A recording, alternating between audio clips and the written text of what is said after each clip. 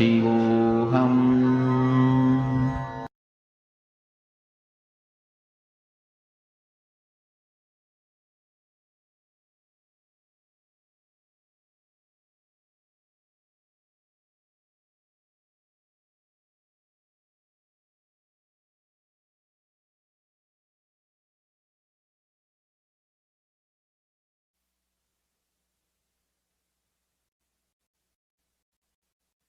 Connecting with the divine with your eyes closed is meditation. Connecting with the divine with your eyes open is darshan. Come, let us all now move from meditation to darshan. Slowly, very slowly, please open your eyes.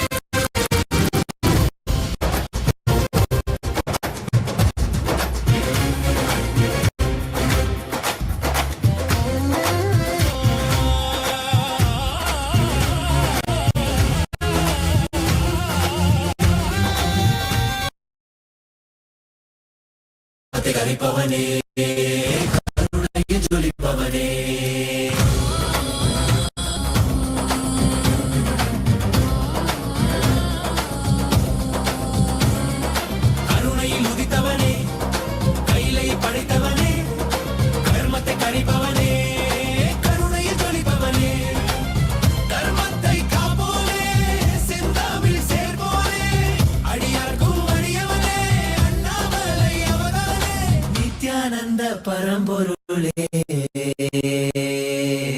Avadaranayagane Avadaranayagane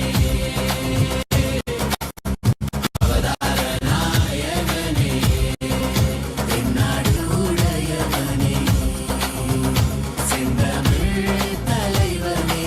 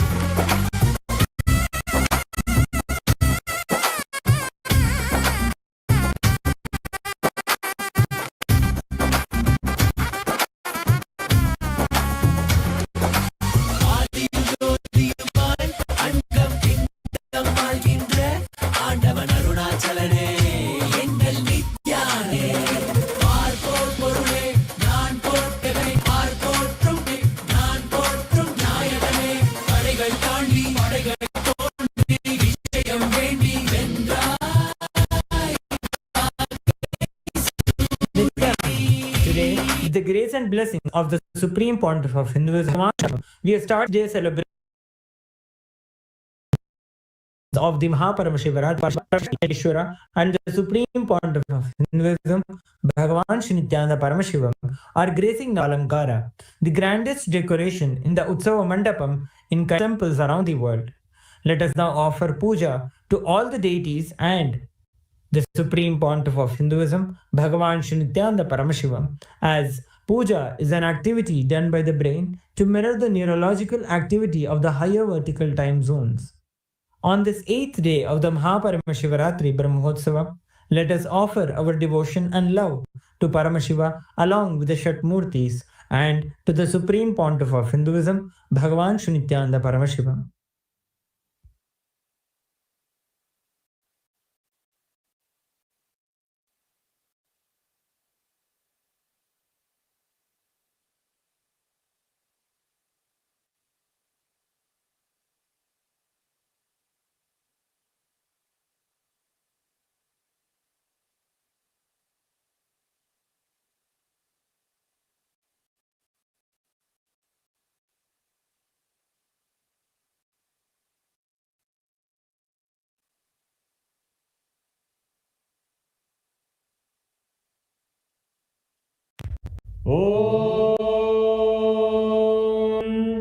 सहस्रशीतरश्मिप्रभम् वराभयकराम्बुजं विमलगन्धपुष्पाम्बरम् प्रसन्नवदने क्षणं सकलदेवतारूपिणम् स्मरेत् शिरसि हंसकं तदभिधानपूर्वं कुर्वन्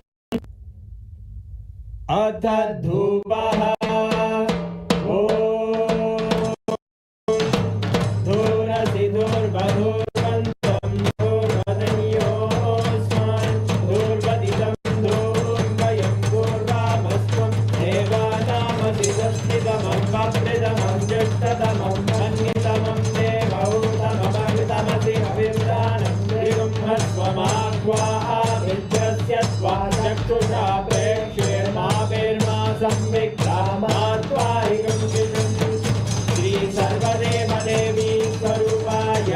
भगवते श्री नित्यानंद परमशिवाय नमः।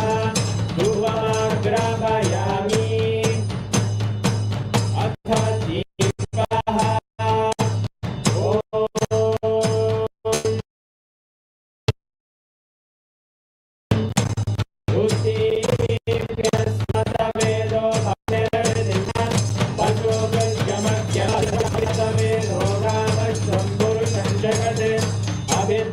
नागहि श्रियामा परिपादया श्री सर्वदेवदेवी स्वरूपाय भगवते श्री नित्यानंद परमशिवाय नमः।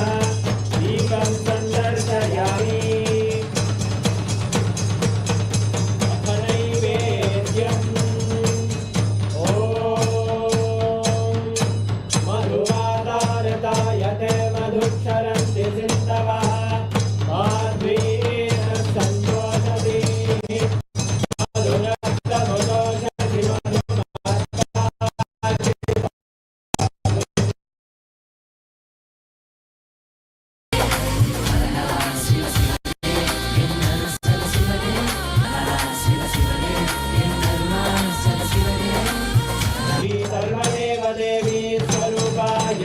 भगवते श्री नित्यानंद परमशिवाय नमः। नैवेद्यं निवेदयामि नैवेदान्तमाचमनं समर्पयामि। नीराजन् ॐ साङ्ग्रहण्येऽस्यायते इमाञ्जनदातुं सङ्ग्रहाणि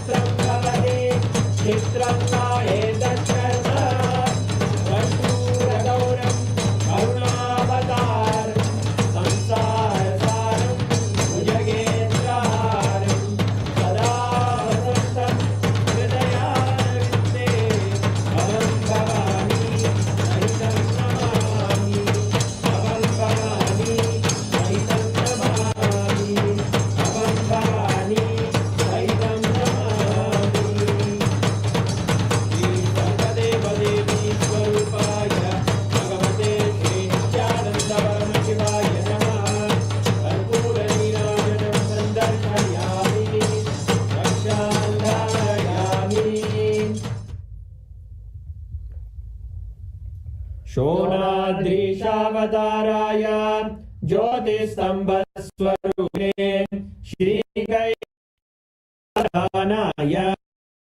नित्यानन्दाय मङ्गलम् तत्त्वज्ञदाताय नित्यानन्देश्वर रूपिणे श्रीकैलासप्रधानाय नित्यानन्दाय मङ्गलम् मूलप्रकृतिरूपाय परमशिवशक्तिस्वरूपिणे श्रीकैलासप्रधानाय नित्यानन्दाय मङ्गलम् दण्डत्रिशूलहस्ताय कालकालस्वरूपिणे श्रीकैलासप्रधानाय नित्यानन्दाय मङ्गलम् आदिपूज्याय देवाय सकृत्पूर्णत्वरूपिणे श्रीकैलासप्रधानाय नित्यानन्दाय मङ्गलम् सार्वभौमैकपत्याय राजराजार्चिताय च श्रीकैलासप्रधानाय नित्यानन्दाय मङ्गलम्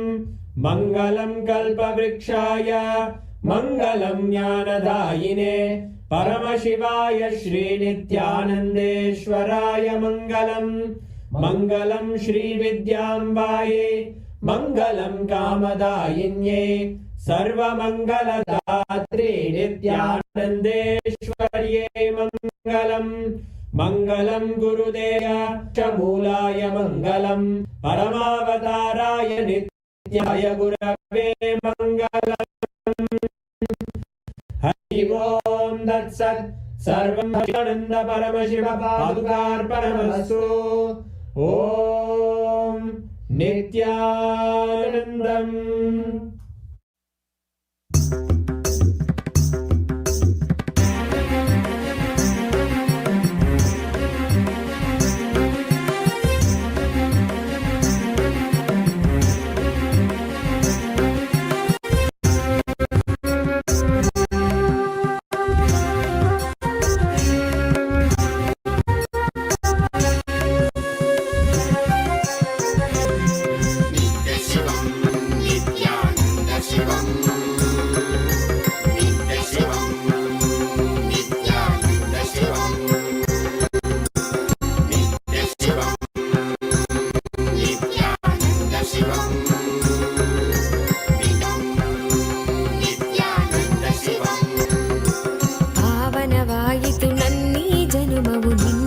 ದರ್ಶನದಿ ನಿತ್ಯಾನಂದ ಪಾವನವಾಯಿತು ನನ್ನೀ ಜನುಮವು ನಿನ್ನಯ ದರ್ಶನದಿ ನಿತ್ಯಾನಂದ ಶಿವನಾಗಿ ಗುರುವಾಗಿ ಸದ್ಗತಿಯನ್ನು ಜಗಕ್ಕೆಲ್ಲ ಕೊಡುತ್ತಿರುವೆ ನಿತ್ಯಾನಂದನೇ ನೀ ಶಿವನಾಗಿ ಗುರುವಾಗಿ ಸದ್ಗತಿಯನ್ನು ಜಗಕ್ಕೆಲ್ಲ ಕೊಡುತ್ತಿರುವೆ ನಿತ್ಯಾನಂದನೇ ನೀ ನಿತ್ಯಾನಂದ ಶಿವಂ ನಿತ್ಯ ಶಿವಂ ನಿತ್ಯಾನಂದ ಶಿವಂ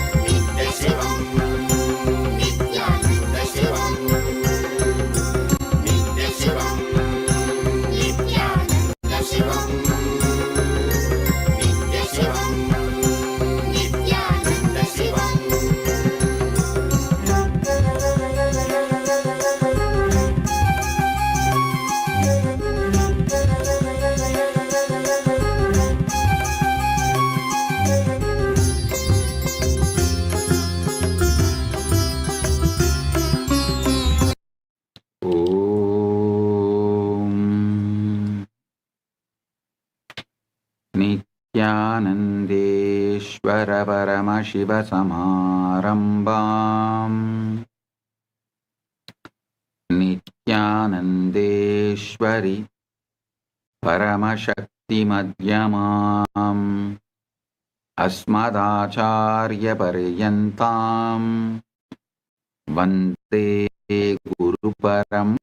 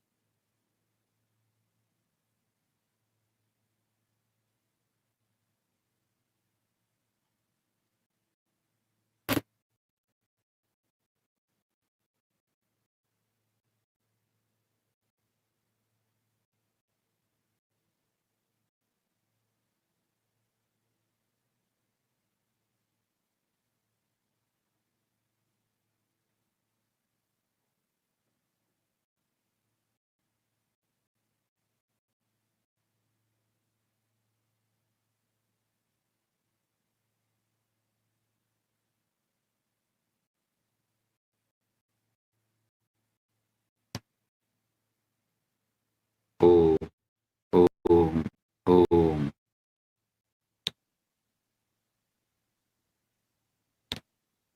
Ultimate manifestation, ultimate Paramburu, Paramburu.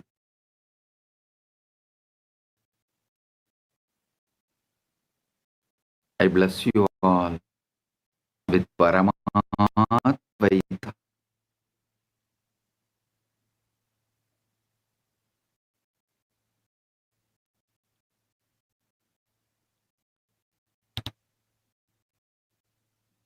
Today, Paramashivaratri Brahmotsavam, 8th day celebrations, quantum entanglement and enlightenment.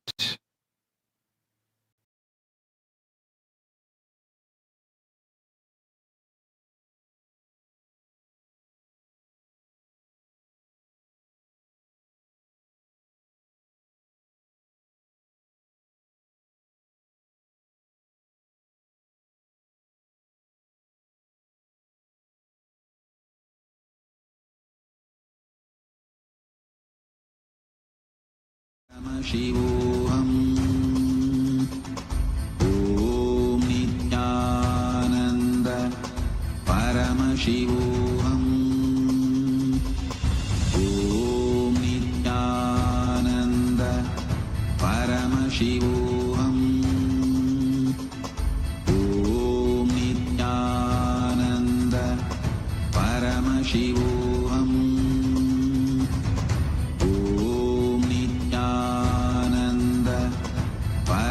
Shivoham. Om Nithyananda Paramashivoham. Om Nithyananda Paramashivoham. Om Nithyananda Paramashivoham. Shivoham. Om Nithyananda Paramashivoham. Om Nithyananda Paramashivoham. Om Nithyananda Paramashivoham.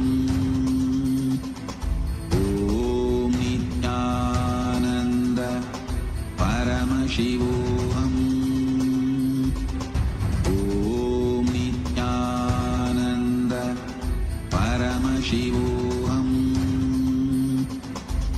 Om Nithyananda परमशिवोऽहम् Om, Om, Paramatvaita Praptiras.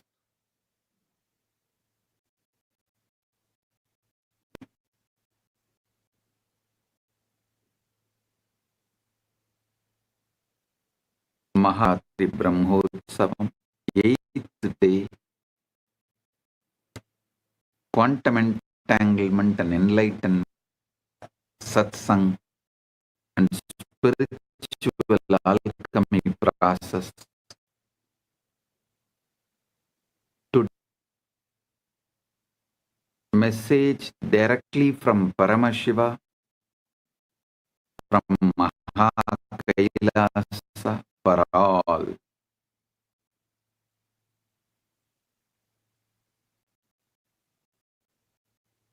You are the ultimate. Even your ego and of the ultimate Paramashiva, you only just need to understand how to surrender itself back to Paramashiva every night. So you understand how to be his instrument every day and night and the whole life. So you exclude all the pain, sufferings, fears, and manifest actively you. I give you this simple science. I'm going to give you any philosophy. No, I'm going to give you the law of the cosmos. Dharma, Tattva. Listen.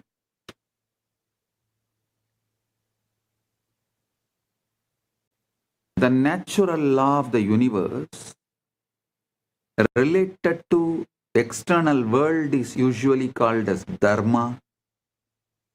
The natural law of the universe related to internal world is called Tattva. I'm going to give you Tattva and Dharma. This great Paramashiva is revealed. Even your ego is shadow of him. First thing you need to do is forgive yourself, forgive your ego for all the actions it did out of insecurity and survival mode when the ego did not remember or realize to this ultimate truth, ultimate tattva. Even ego self is only the shadow of the ultimate. When ego gets into the delusion, is separate from the ultimate Parama. He gets in here mode. Anything he does in survival mode out of fear is a sin. Even if he does prayer and puja out of that survival mode and frightened mode, he is only strengthening the delusion. He is not yourself, because you understand whatever you understand as you till you are fully awakened. He is only your ego. Your ego out of survival need, delusionary fears, delusionary survival need, does many things which is not dharmic as per the law of the life. there are many things only you know, and there are many times, even though your ego has not done anything wrong, your self-doubt, self-hatred, denial believes your ego is demonic. It is capable of doing anything wrong, any extent. So first, forgive yourself, forgive your ego, release your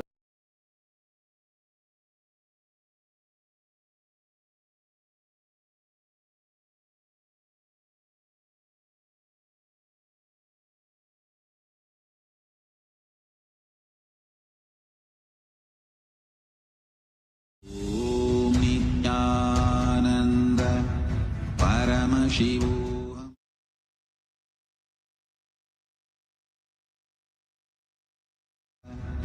परमशिवोऽहम्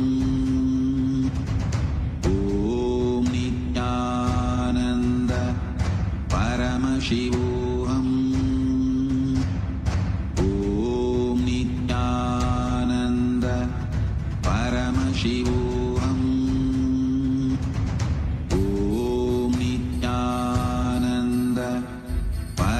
शिवोऽहम् ॐ नित्यानन्द परमशिवोऽहम् ॐ नित्यानन्द परमशिवोऽहम् ॐ नित्यानन्द परमशिवोऽहम् शिवोऽहम् ॐ नित्यानन्द परमशिवोऽहम् ॐ नित्यानन्द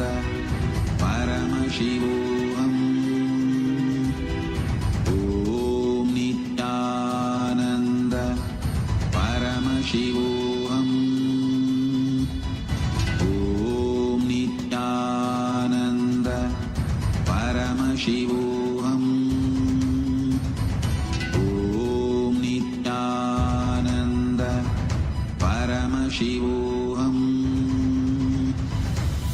ॐ नित्यानन्द परमशिवोऽहम् ॐ नित्यानन्द परमशिवोऽहम्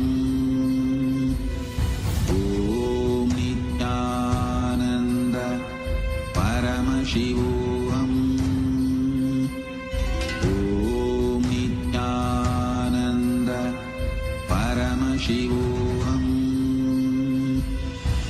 ॐ नित्यानन्द परमशिवोऽहम्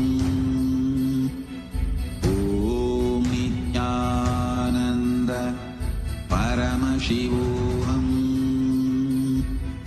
ॐ नित्यानन्द परमशिवोऽहम्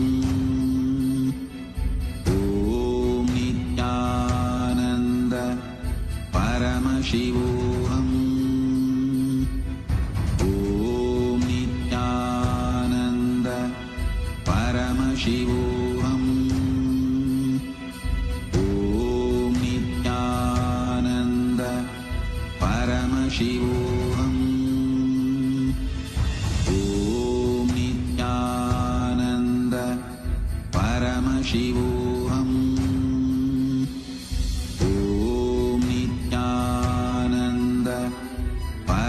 शिवोऽहम् ॐ नित्यानन्द परमशिवोऽहम् ॐ नित्यानन्द परमशिवोऽहम् ॐ नित्यानन्द परमशिवोऽहम्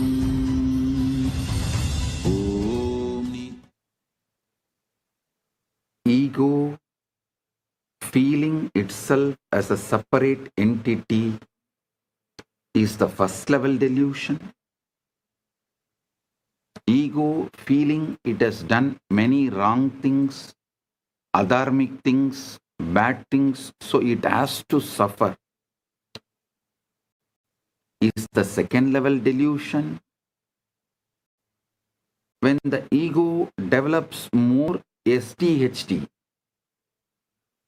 self-doubt, self-hatred, self-denial, creates a multiple complication and develops its own theory of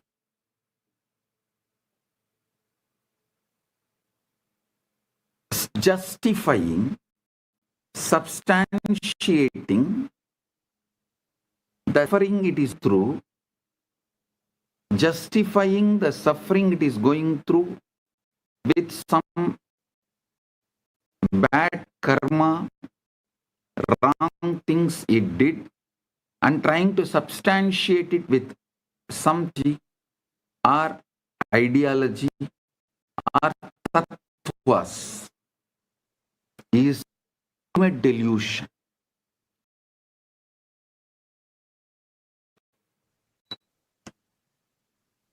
You can't destroy ego, kill ego straight away.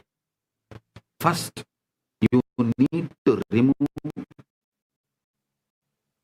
these layers and layers of delusion.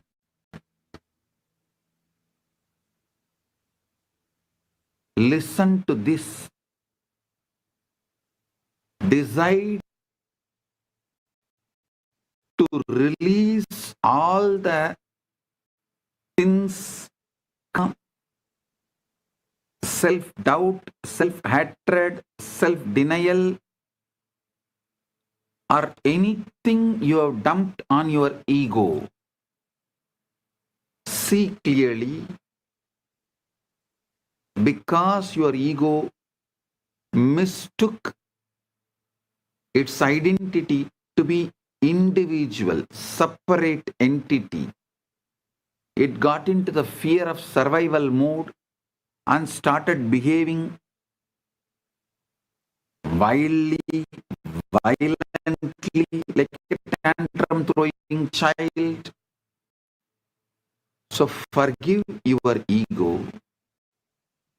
Then you can look at your ego with more compassion, with more sincere, honest, truthful eyes. If you can see your ego with honest, truthful, sincere eyes, you will realize two things. One, it does not have a separate identity. Identity is somehow manifesting what Parva wanted to, either to teach you the ultimate truth or make you wake up to the ultimate truth.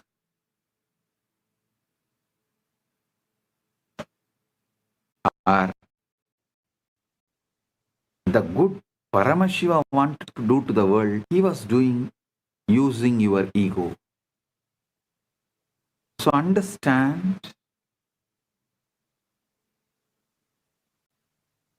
these fundamental truths. If you start looking in,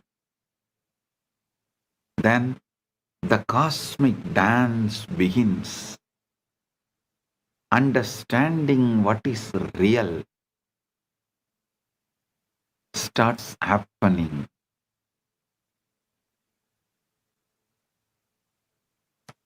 The universe dances in absolute emptiness, avyakta, unmanifest. The ancient rishis whispered a secret that modern physics is now only beginning to glimpse. What we call nothing is actually blend with infinite possibility That is why in Sanskrit we call that as a avyakta.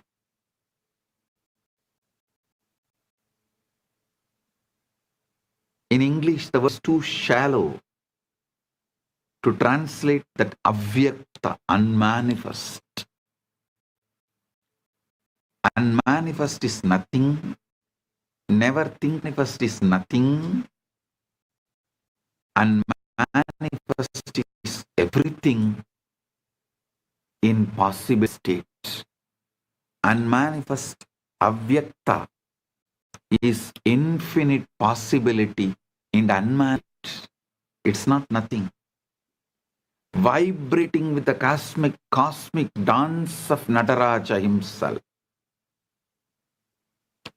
When Shiva performs the Tandava, each movement of his limbs creates and destroys universes. And the drum in his hand beats the rhythm that physicists now measure as 0-point fluctuations in the quantum vacuum. The Linga Purana declares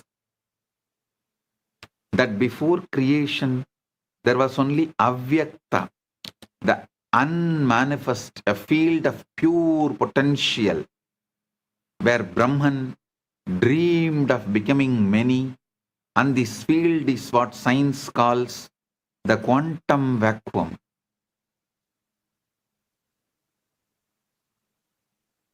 Seething with virtual particles appearing and disappearing trillions of times per second.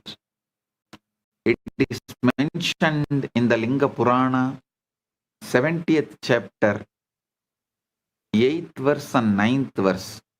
Pradhanam Purusha Preritam Srishtau Mahattattvam Prakadikritam Prakrityadinam Sattva Pradhanam Sukshma Mahat Avyaktena Samvriddhi. At the time of creation, as the Pradhana was presided over by the individual soul Purusha, the principal Mahat matter revealing was subsidiary to Prakriti. It was enveloped subtle and Greyakta. At the outset, when the principle of Mahat had the predominance of Sattva, then only it reveals existence. You are not seeking to imagine yourself into a better dream. You are preparing to dissolve into the very source from which dreams arise, the Chidakasa.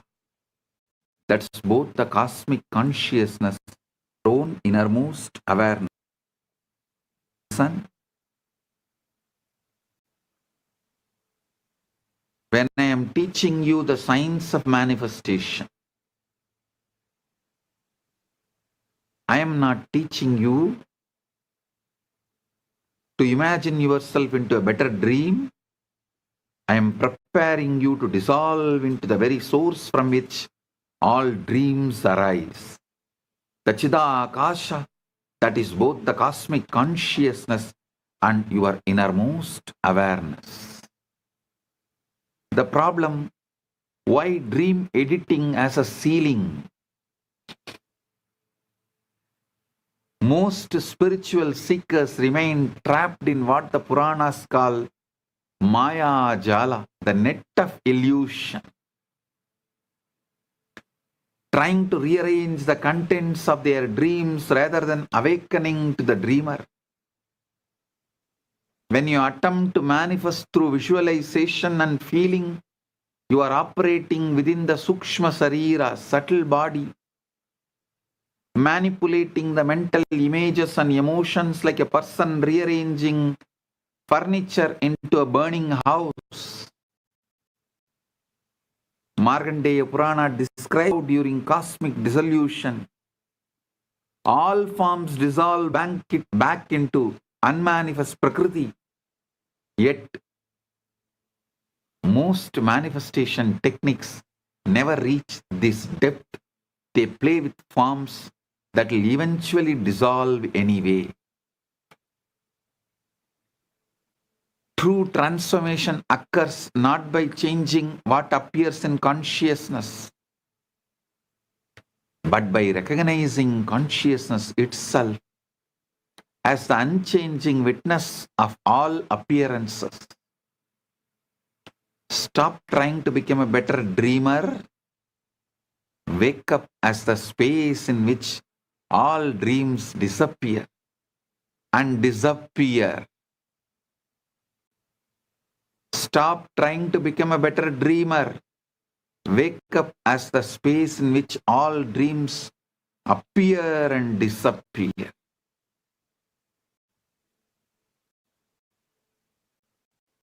A small story. A seeker visited a great master and was surprised to find his room completely empty except for the simple mat. Seeker asked, "Master, where are your possessions?" Master replied, "Where are yours?" Confused, the seeker said, "But I am only visiting." The master smiled and replied, "So am I. That is why he names his place as Bidadi."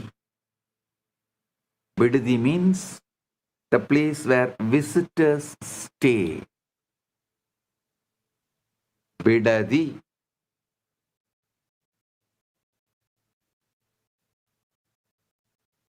Go and dig the dictionary of that word, the meaning of that word Bidadi in Kannada and in Tamil both. It means where visitors stay.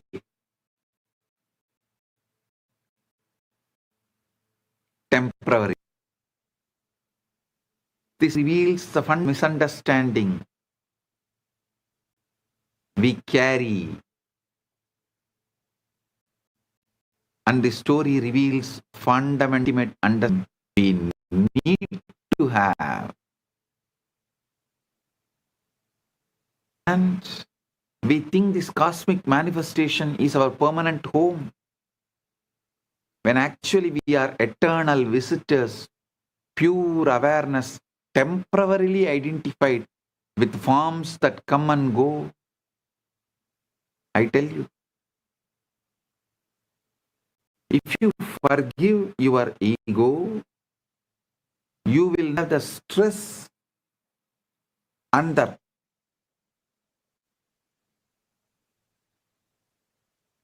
deluded pressure to prove yourself to all those who hurt you or whom you think those who hurt you.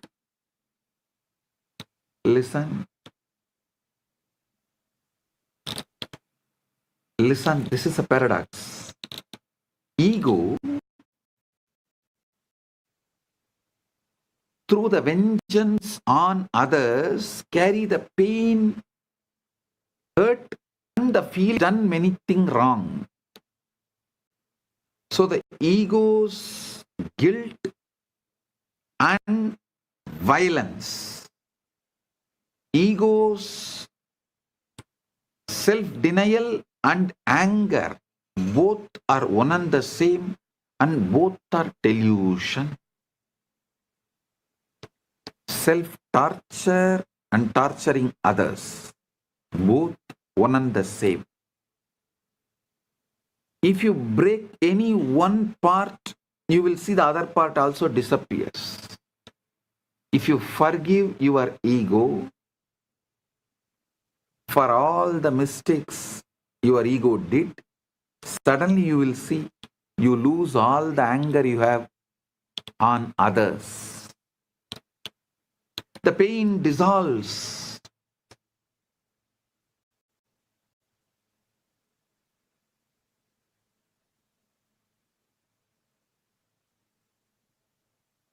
I'll give you the sacred map, Mandukya's navigation system. The 4 states from grass to cosmic.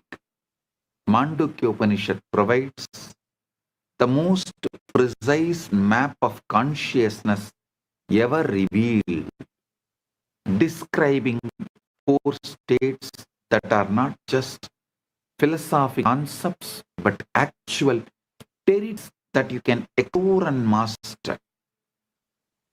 Nantaha prajnam, na bahi prajnam, no payata prajnam, na prajnanam, na prajnam, na prajnam, adrishtam, avyavaharyam, ahoryam, arahyam, alakshanam, achinthyam, avyabadeshyam, ekapratyam, prabanjopasamam, tam, sivamadvaitam, chadurtam manyante, sa atma sa vingeyaha. Adrushtam, avyaharyam, arahyam, alakshanam, achintyam, avyavadeshyam, ekatyayasaram, anjovasamam, shantam, shivamadvaitam, chaturtam manyante sa atma sa vinyaye. Mandukya Upanishad, 7th mantra. Not inwardly conscious, not outwardly conscious, not conscious of both, not a mass of conscious, not conscious, not unconscious. Nanda prajnam, nabahi prajnam, no payada prajnam, na prajnanam, na prajnam, na prajnam.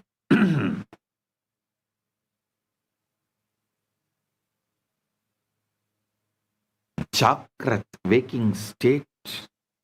Here you identify completely with the physical body and external world, like an actor who has forgotten he is playing a role and believes he is the character.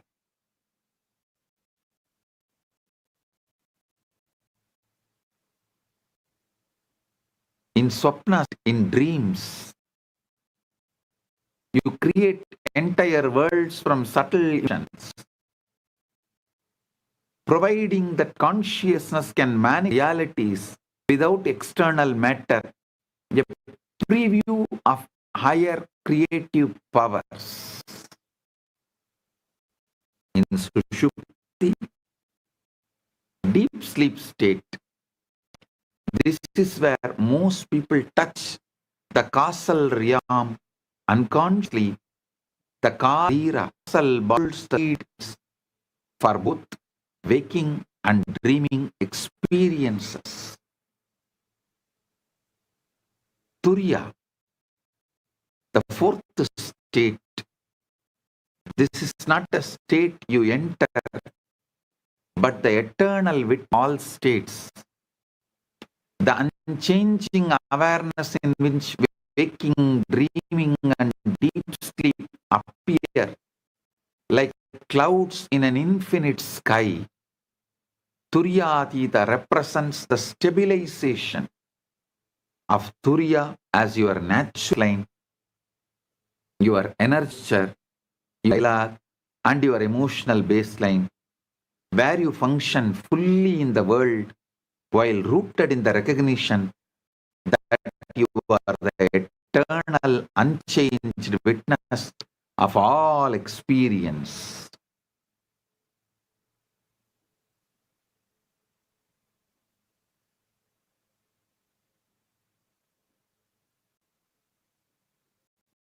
The Bhagavata Purana describes how Krishna, while engaged in activities, never lost his connection to the cosmic consciousness.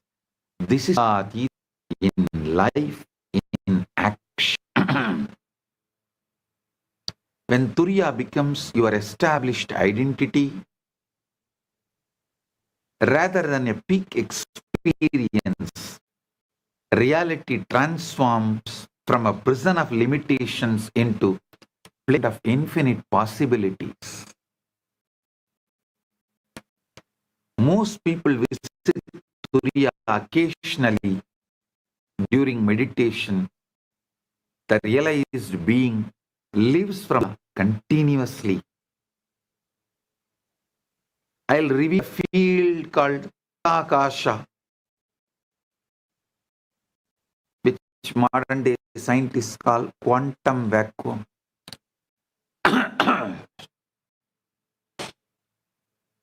Listen, I'll give you few modern day researches about the quantum field and the Shastra Pramana, ancient scriptural definitions.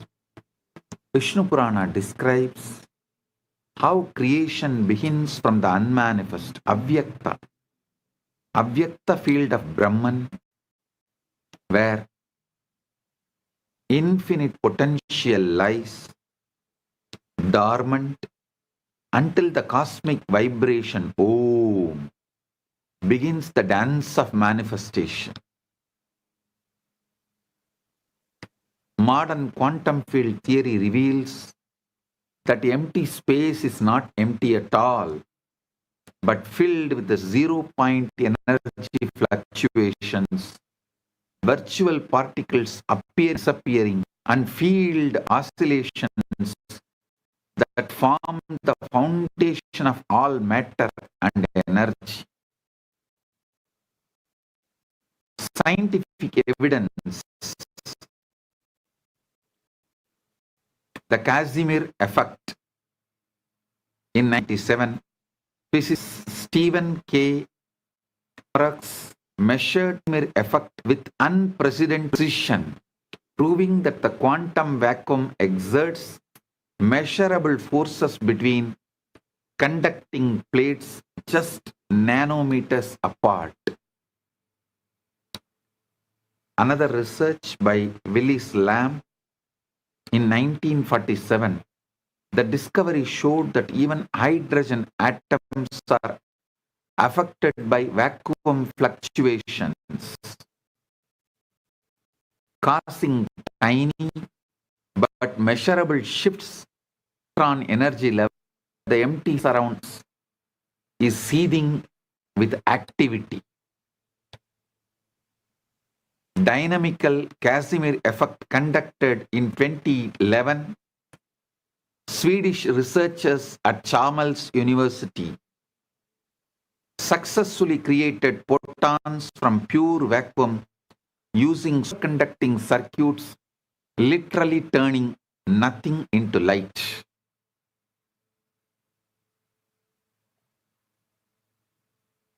Listen, I'll map the unmappable, Chidakasha and quantum vacuum.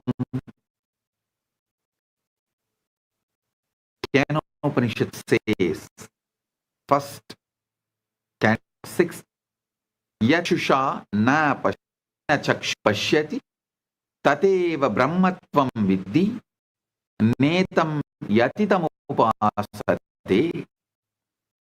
That which cannot be seen by the eye, but by which the eyes are able to see, know that alone to be Brahman, not this which people try to catch it or understand. Chidakasa, the space of consciousness. This is not the location, but the infinite field of awareness in which all experiences is. Comparable to how the vacuum is the field in which all particles and forces emerge.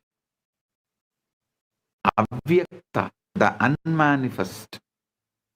The linga prescribes this as the state before creation where Brahman exists as pure potential, exactly analogous to quantum fields in their ground state, full of virtual possibilities.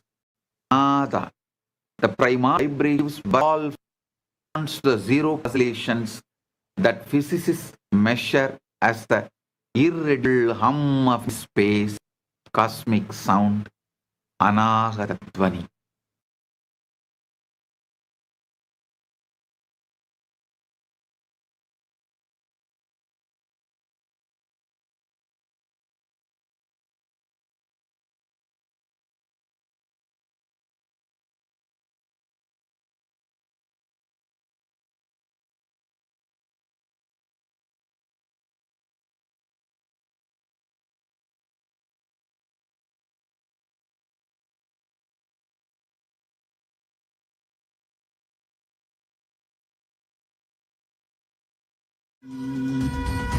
Om Nithyananda Paramashivoham. Om Nithyananda Paramashivoham. Om Nithyananda Paramashivoham.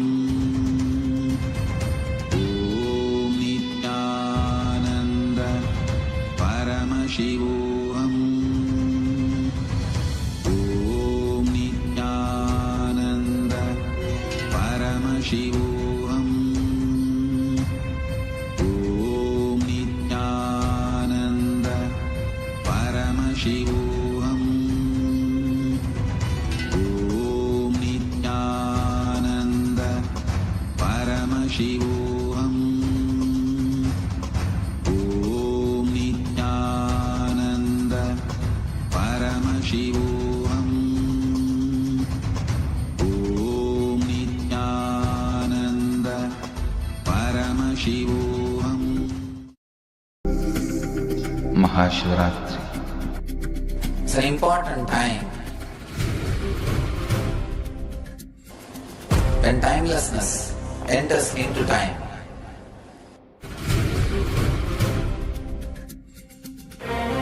When space enters into place.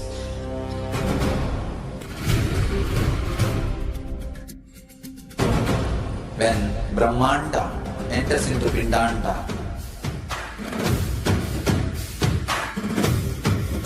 The whole nature is supporting you now.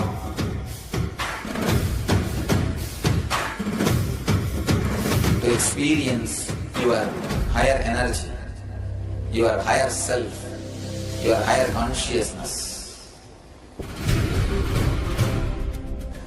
Tonight is the night when divine revealed itself and elevated all the beings to its level. The first and foremost incarnation on the planet Earth happened today and exactly midnight.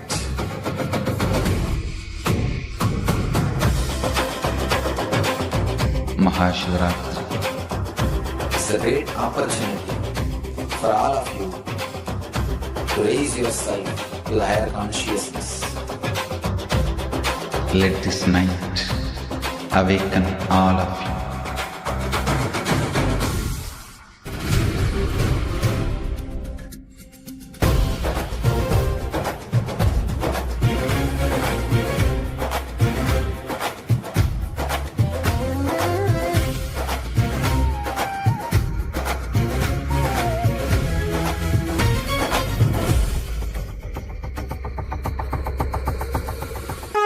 This is the initiation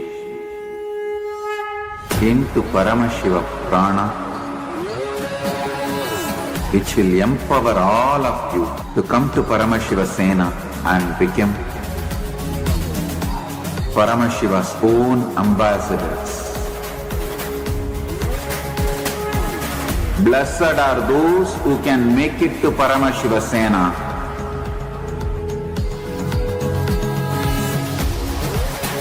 Losers are those who stick to your ego and your mind, your confusions and your delusions.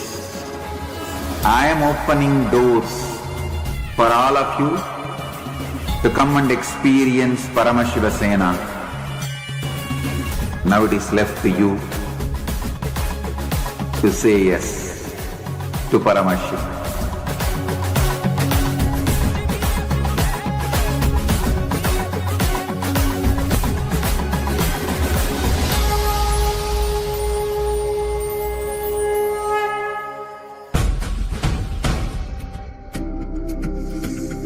Mahashivratri.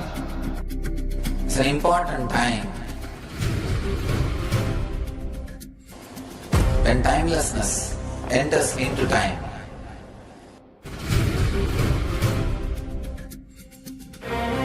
When space enters into place.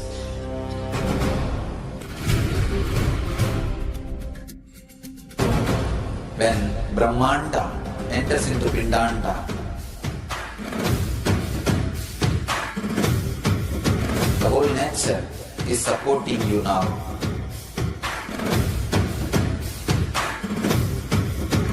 To experience your higher energy, your higher self, your higher consciousness. Tonight is the night when divine revealed itself and elevated all the beings to its level. The first and foremost incarnation on the planet Earth happened today and exactly midnight.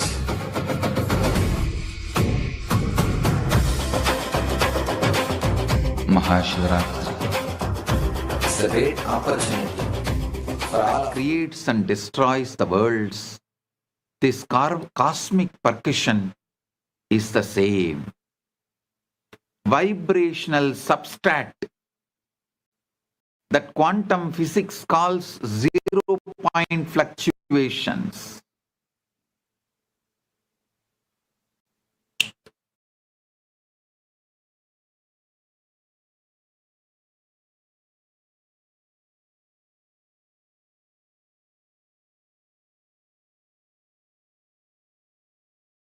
Om Nithyananda Paramashivoham.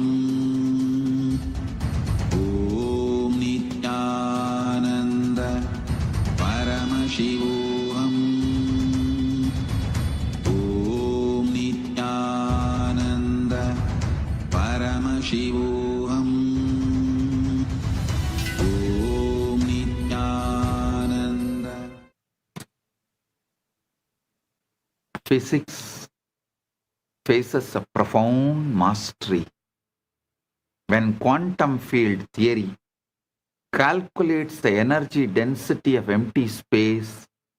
The result is 120 orders of magnitude larger than what we observe in cosmic expansion.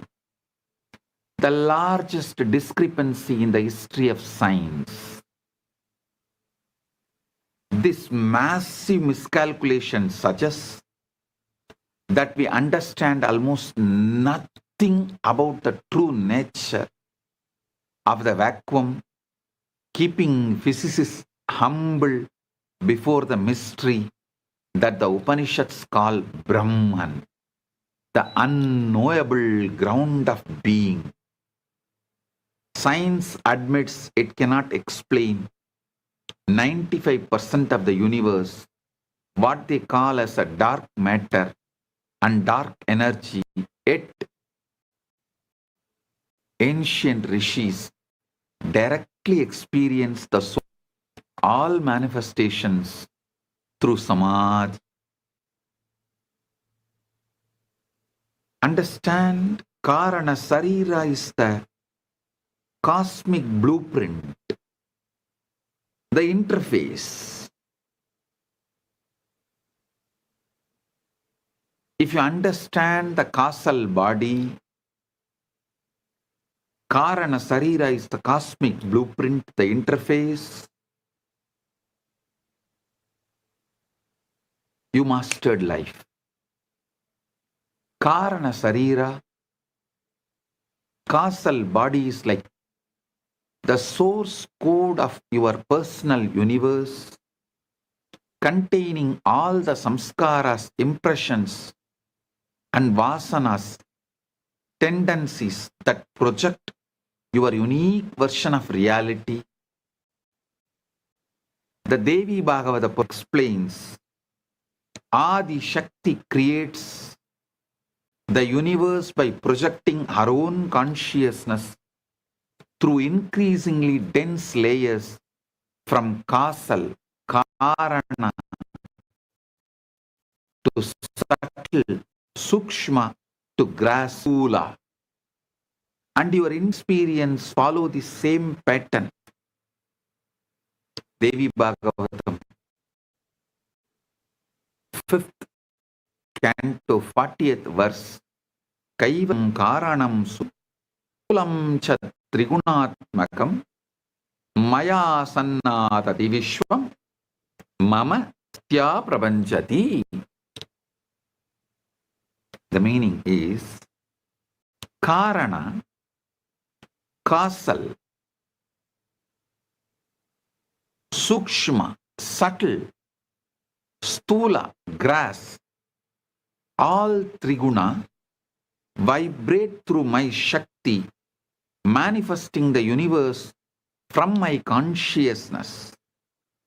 During deep sleep, your grass and subtle bodies go offline, but the causal body remains active, continuously programming what you will experience when you wake. Modern neuroscience confirms that during the deep, slow wave sleep, the brain's glymphatic system flushes metabolic waste while growth hormone surges, restore and rebuild neural connections, but the Vedantic understanding goes deeper. Deep sleep is cosmic maintenance. The Markandeya Purana describes how during the cosmic pralaya, all the individual souls rest in the causal realm, while the universe undergoes maintenance and upgrades. This is exactly what happens to you personally during the deep sleep in personal level.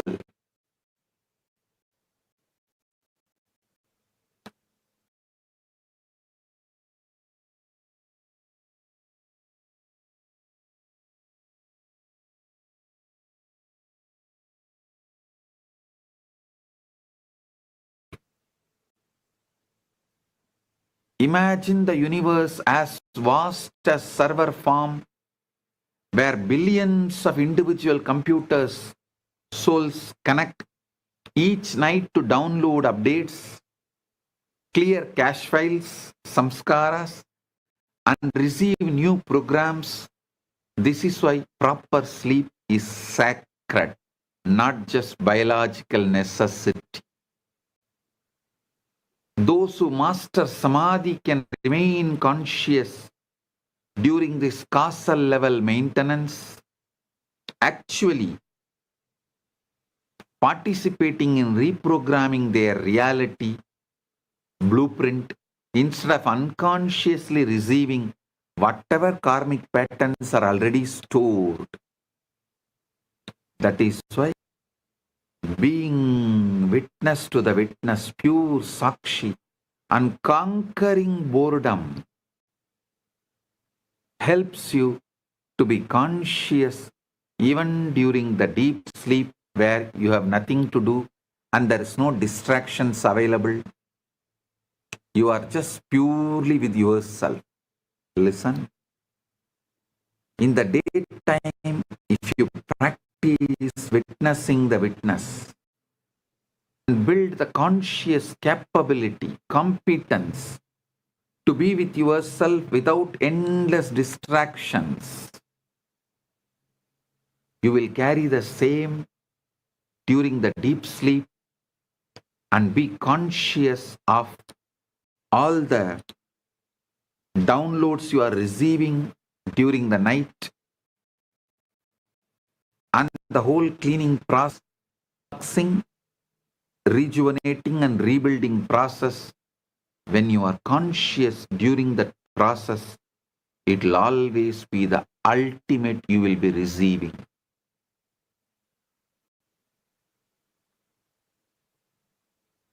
Samadhi is the receiver technology, engineering consciousness for cosmic reception.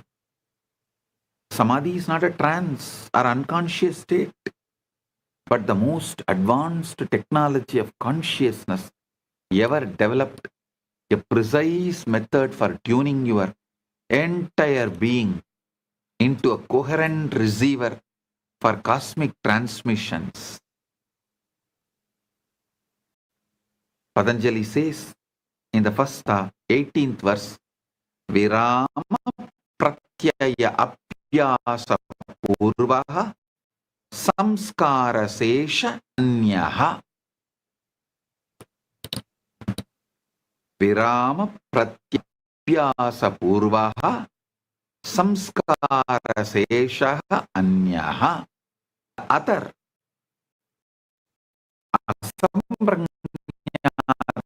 samadhi is preceded by the constant practice of cessation of all as endless distress, in which only subtle I am exists. I'll give you the step by step. Step 1. Listen. Reduction. Normal consciousness, like trying to receive the satellite signal during a thunderstorm, the constant chatter of thoughts and emotions drowns out the subtle cosmic transmissions.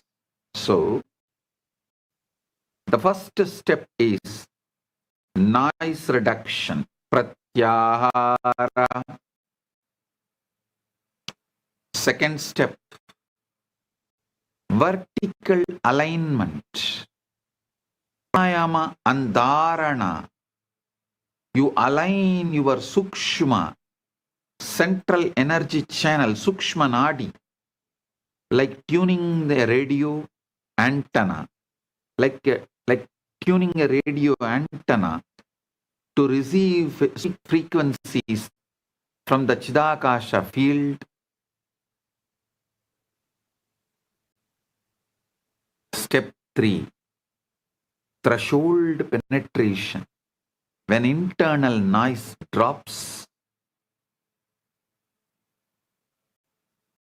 below the level of 0 point fluctuations, revelation into it, from the quantum vacuum into conscious awareness, like virtual particles becoming real under specific conditions.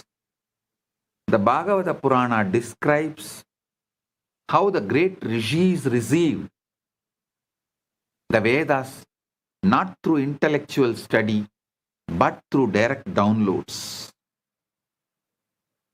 During the states of perfect samadhi, consciousness so clear it became transparent to cosmic intelligence, the 3 levels of samadhi. Savikalpa samadhi, you merge with the object of meditation while maintaining the subtle awareness of merger, like becoming with a flame while still knowing you are experiencing the flame. Nirvikalpa samadhi, the experience or the process of experiencing the object of experience dissolve into undifferentiated awareness. This is where the cosmic downloads occur, because there is no ego interference with the transmission. Sahaja Samadhi, the ultimate at where the recognition of non-dual awareness continues even during normal activity. Your eyes see, but you are not seeing. Your ears hear, but you are not hearing. You function perfectly while rooted in the recognition that you are the unchanging witness of all experience. Chandogya Upanishad describes Sa ya yeshaha anila etat adamyam idam sarvam tat satyam sa atma tat tvamasi svedagedo. Saya yeshaha anila etat atmyam idam sarvam tat satyam sa atma tat tvamasi svedagedo. That which is the subtlest essence, this whole universe as that as its self, that is the truth, that is the self, that art thou, O Svetaketu.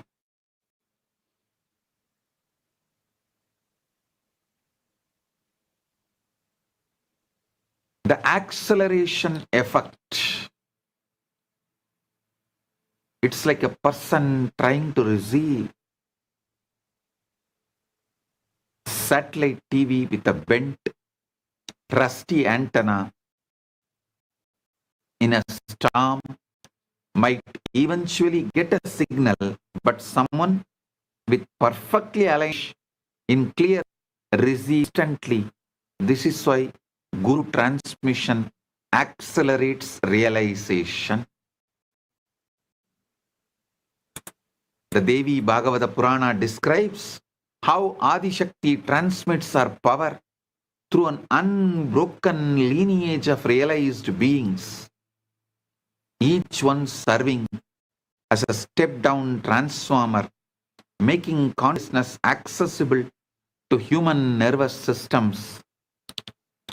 You cannot bootstrap yourself into enlightenment any more than you can lift yourself off the ground by pulling your own shoelaces.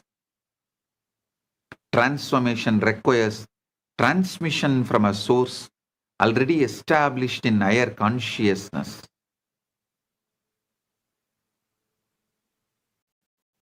Listen. The 0-point method, I'll give you a practical. The 0-point entry method. Step-by-step instructions for Chidakasha access. Vijnana Bhairava Tantra gives a powerful Samadhi process list. All methods described in Vijnana Bhairava Tantra cannot be called as Dharana or Dhyana. It is directly Samadhi manifestation. Kumbhita rechitava bhuri puritava yada bhavet tadante santanameya meyyam saktya santam praveshyate. When the breath is retained after inhalation or exhalation, or when it is held after being filled, at that moment that peaceful state phase. Listen. Try this. Kumbhita rechitava bhuri puritava yada bhavet tadante shanta नामेयमेयं सक्त्या शान्तं प्रवेश्यते. Find a space of complete darkness, caves, dark room, or even a closet with all lights sealed out. Because external photons interfere with the subtle reception necessary for cosmic downloads. Sit in comfortable position with your spine naturally erect, not rigid.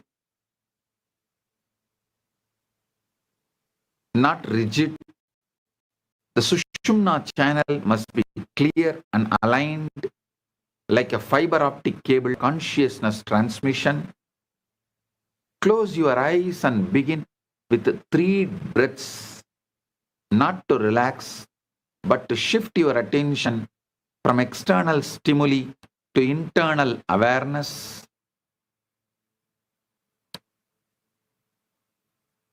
Set the internal intention, I am not seeking anything. I am allowing what I already am to become obvious. I am not seeking anything.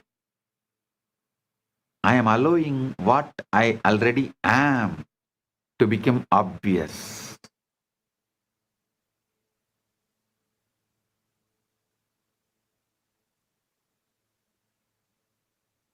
Next phase. Inhale naturally without forcing, allowing the breath to fill your lungs like a water filling a vessel. Exhale completely, releasing not just air but all effort and expectation. The critical moment in the natural pause between exhalation and the next inhalation, ask the question, who am I? And remain suspended in that gap.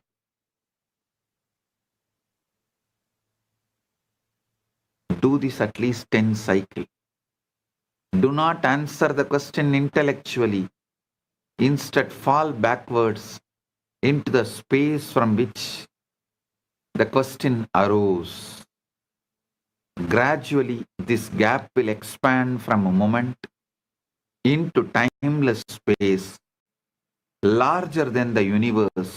This is your first taste of Chidakasha.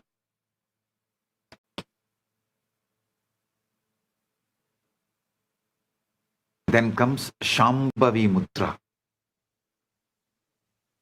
Gently direct your gaze to the point between your eyebrows, Ajna Chakra, without strain or forcing. This is like adjusting the focal point of a telescope.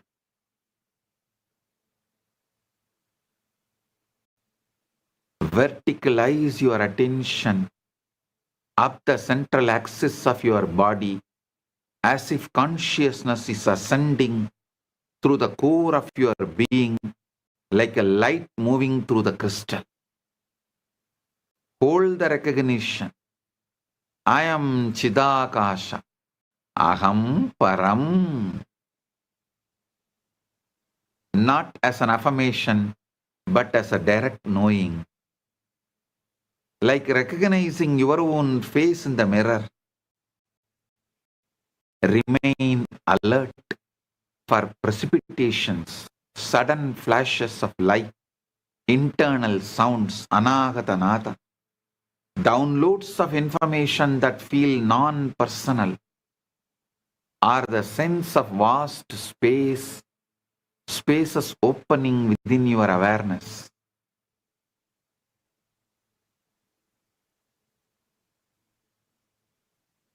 Immediately after the session, write continuously for 5 to 10 minutes without editing or censoring.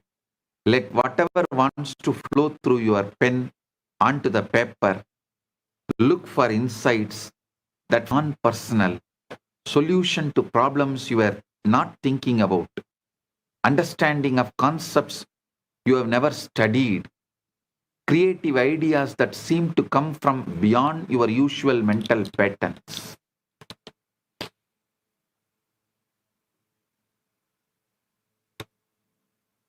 I'll give you the verification markers. True cosmic down learning.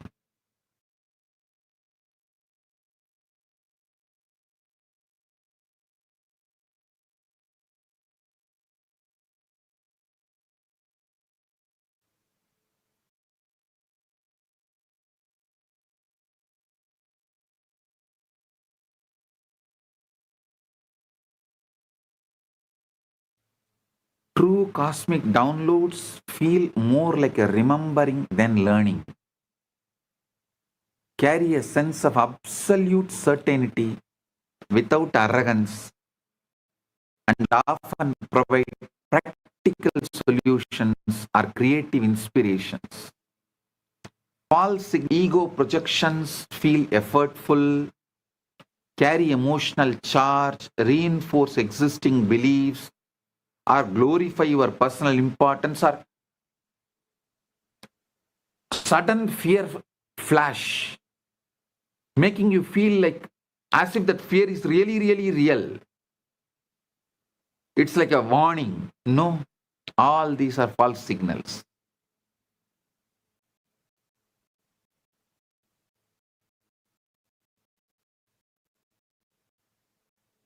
Understand this 25 state.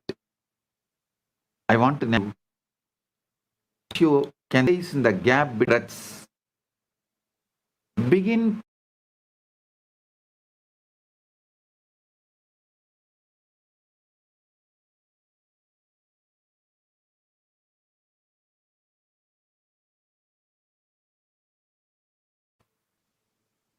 within each state, waking, dreaming, sleeping. Upgrade the quality of your awareness. Lucid dreaming is a horizontal movement within the dream state. See, there is horizontal movement and vertical movement. Horizontal movement I will describe. Within each state, waking, dreaming, sleeping, upgrade the quality of your awareness. Like lucid dreaming is horizontal movement within the dream state.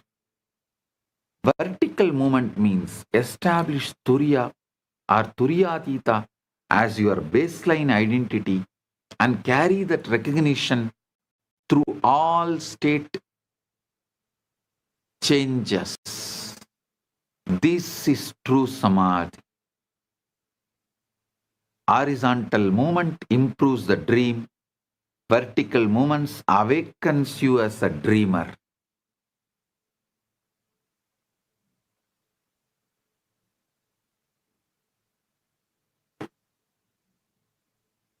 Listen. I'll give you some more stories related to cosmic awakening. Before creation, Brahman existed as pure Avyakta, unmanifest, potential, without attributes or activities. Imagine infinite space before the first sound ever vibrated through it.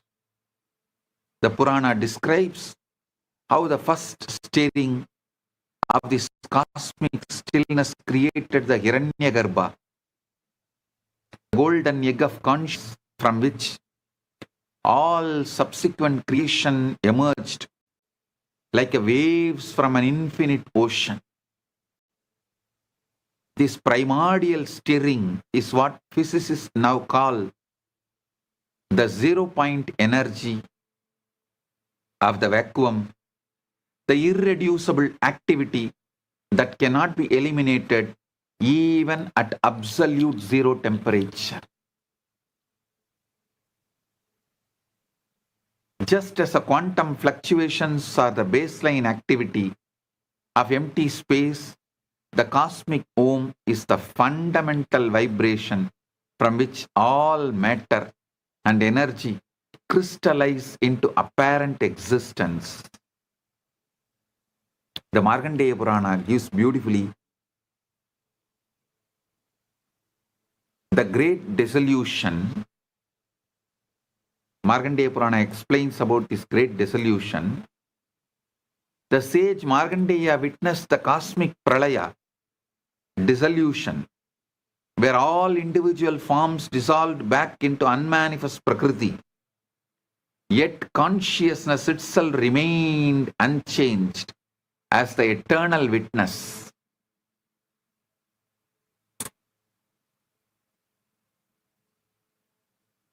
During this cosmic night, countless universes rest as potential within the unmanifest field, like virtual particles existing in quantum superposition before measurement collapses them into actuality. This story reveals the ultimate teaching. No matter how solid and permanent the world appears, it's only temporary crystallization of consciousness, as ephemeral as dreams dissolving at dawn.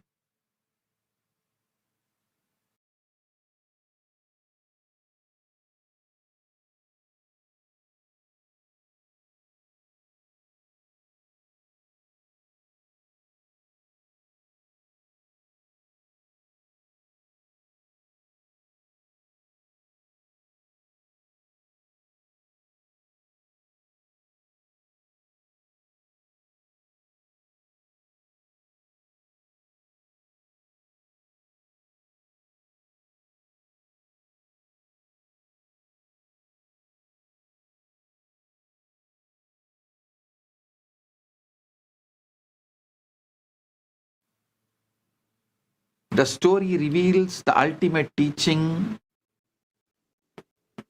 No matter how solid the permanent the world appears, it's only crystallized consciousness, as ephemeral as dreams dissolving at dawn.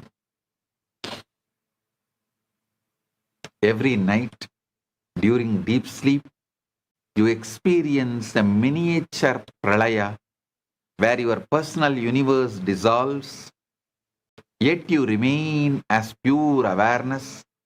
This is practice for recognizing your eternal nature. From the Bhagavata Purana, the cosmic layers. From the Bhagavata Purana, I am defining and making you understand the cosmic layers. Listen. The Purana describes how Supreme creates through successive emanations. From Brahman comes Magat Tattva, cosmic intelligence, then Ahankara, cosmic ego, then the Tanmatras, subtle elements, finally manifesting as the gross physical universe. Each layer is like a progressive stepping down of infinite consciousness into more dense and limited forms, similar to how quantum fields collapse into particles through increasingly specific measurements. Krishna's teaching to the Arjuna revealed that he is simultaneously the ultimate source, unmanifest source. Krishna is simultaneously the unmanifest source, Avyakta, and manifest form, Vyakta, the same.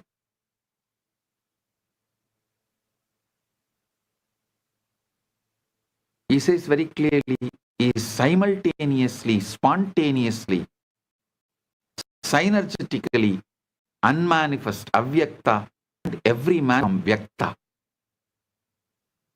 The same recognition available to anyone who awakens from the identification with the body-mind to their true nature as Chidakasha, Ram.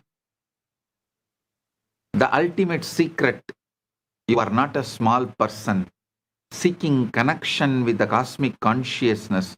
You are the cosmic consciousness temporarily playing at being a small person. In the Devi Bhagavata Purana, Adi Shakti is described as the dynamic creative power through which static Brahman becomes the manifest universe, like the relationship between quantum vacuum, potential, and the forces particles that emerge from it. The Purana levels that every act of creation, from the cosmic level to the arising of single thought in your mind, is the divine feminine power of Shakti dancing within the unchanging awareness of Shiva. This understanding transforms spiritual practice from seeking something you don't have to recognizing the creative power that is already operating as your very existence. Stop seeking, start manifesting. When you access Chidakasa through Samadhi, you are not contacting an external cosmic field.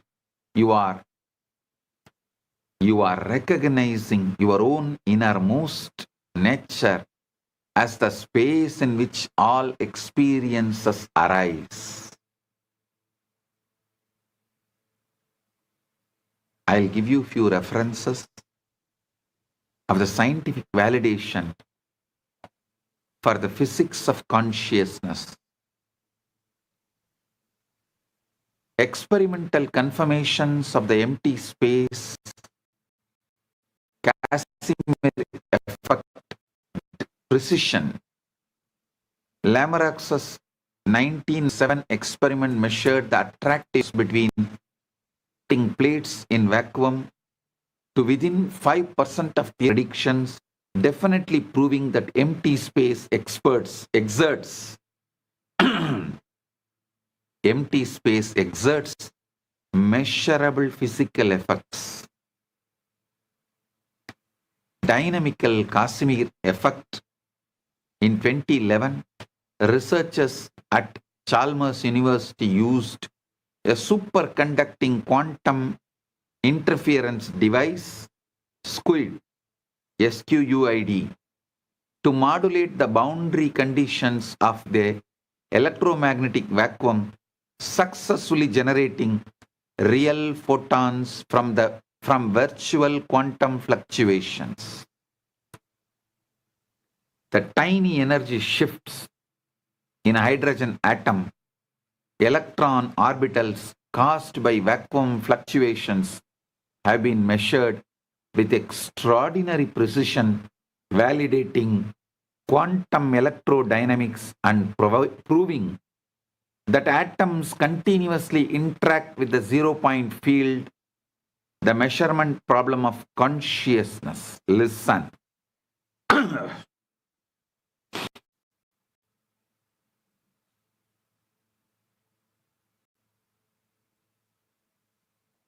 Atoms continuously interact with the zero-point field is established. Next part, the measurement problem of consciousness. I'll resolve. Quantum mechanics reveals that of observation alters what is observed. Particles exist in superposition until measurement collapses them into definite states. This measurement problem remains unsolved after a century of physics, with some interpretations suggesting that consciousness itself has a fundamental role in determining physical reality. Connection to Samadhi, when awareness becomes perfectly clear and still in Samadhi, it stops collapsing quantum possibilities into filled experience, allowing direct access to the superposition state that the Upanishads call Brahman, pure potential, before it becomes any particular manifestation. The observer effect in physics parallels the teaching that you are not separate from what you observe, the seer, seeing, unseen, or the field of awareness appearing as three for the sake of experience. Listen. Next, I want to reveal something about the dark energy and mystery. Cosmology reveals that 68% of the universe consists of dark energy, a mysterious force causing accelerated expansion that we cannot detect directly but only infer from its. This unknown energy in all of space behaves exactly like what the Upanishads describe as subtle presence of Brahman, invisible, undetectable by instruments, yet the fundamental substrate supporting all manifest existence. Listen. Science admits ignorance about 95% of cosmic reality, dark matter and dark energy, yet ancient rishis claimed direct experience of the unmanifest source through refined state of consciousness. Physics uses billion-dollar instruments to study 5% of reality. Yogis use samadhi to access 95% that remains invisible to all external measurement.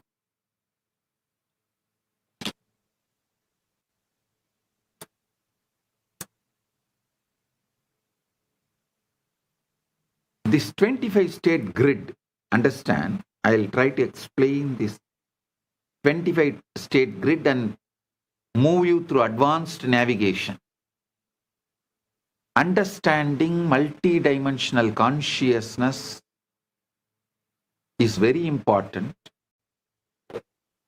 See, the traditional truths revealed of 4 states, waking, dreaming, sleeping, and witnessing, is just the beginning. Advanced practitioners learn to navigate a 25-state matrix where each state can be experienced from different baseline awareness levels. So listen, I'm projecting the 25 states consciousness, the 5 base columns, Sushupti, Swapna, like a deep sleep baseline, dream baseline, Jagrat, waking baseline, Turiya, witnessing baseline, Turiya Atita, beyond witnessing baseline. The 5 operational rows. Your consciousness can operate in any of these models while established in any of the baseline columns, creating 25 possible combination of awareness and activity. 25 possible combinations of awareness and activity. So understand, these 25 states of consciousness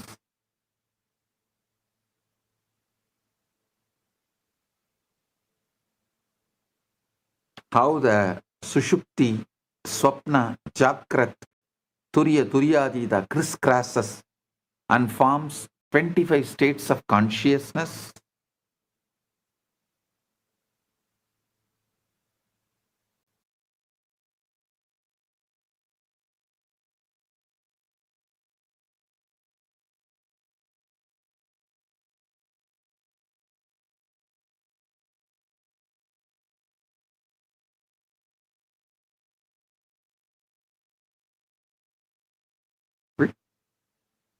Swapna plus Turiya means you are dreaming while established in Turiya, witnessing as a baseline.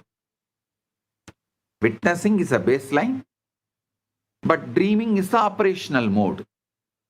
This is the conscious dreaming where you remain aware you are the dreamer throughout the dream experience. Horizontal versus vertical engineering. Understand this. Horizontal movement, improving the quality of experience within a single state, like a learning lucid dreaming, upgrading dream content, or developing psychic abilities, enhancing waking perception. These are all like horizontal movement.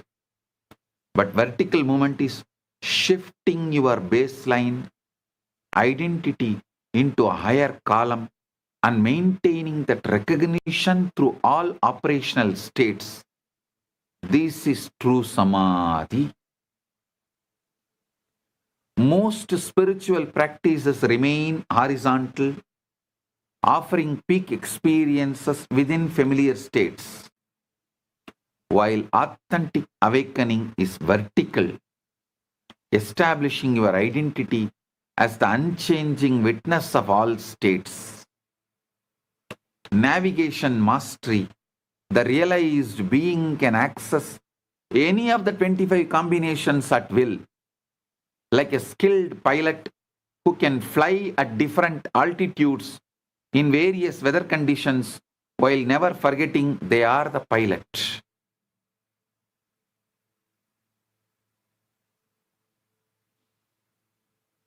Listen to this satsang at least 3-4 times. You will understand, because I packed it with multi-layer ultimate truths. The cosmic dance of Nataraja and vibrational reality. Shiva's dance as quantum mechanics. The image of Nataraja, Shiva as cosmic dancer, perfectly represents what modern physics calls quantum field dynamics. The constant creation and destruction of virtual particles in the vacuum. Shiva's right hand holds the Damaru, whose beat creates the fundamental vibrations from which all matter crystallizes. This is identical through 0-point oscillations, giving birth to particles and forces. His leg holds the flame of dissolution, representing how all forms eventually return to the unmanifest field, like virtual particles disappearing back into the quantum vacuum after their brief existence. The cosmic dance floor is Chitakasha itself. The space of consciousness is in which all vibrations appear as the play of Shiva and Shakti. Static awareness and dynamic creative power. The vibrational universe.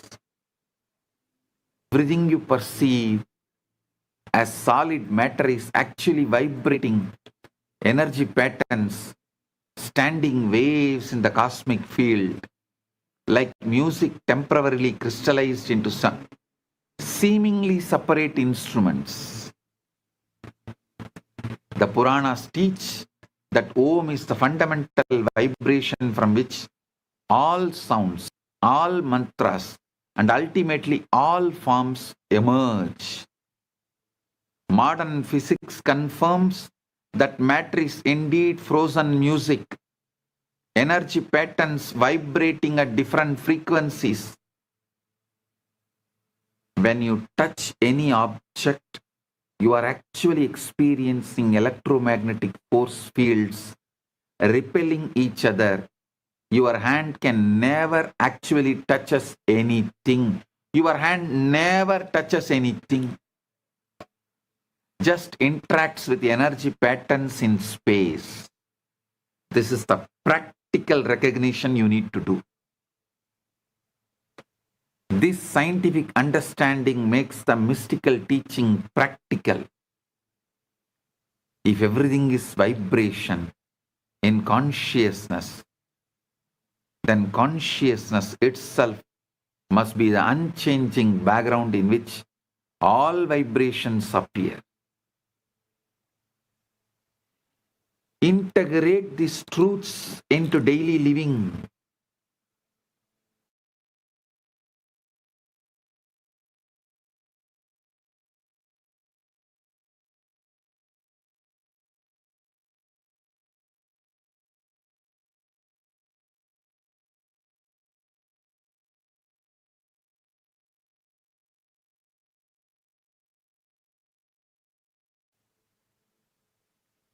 Listen, the paradox of functioning.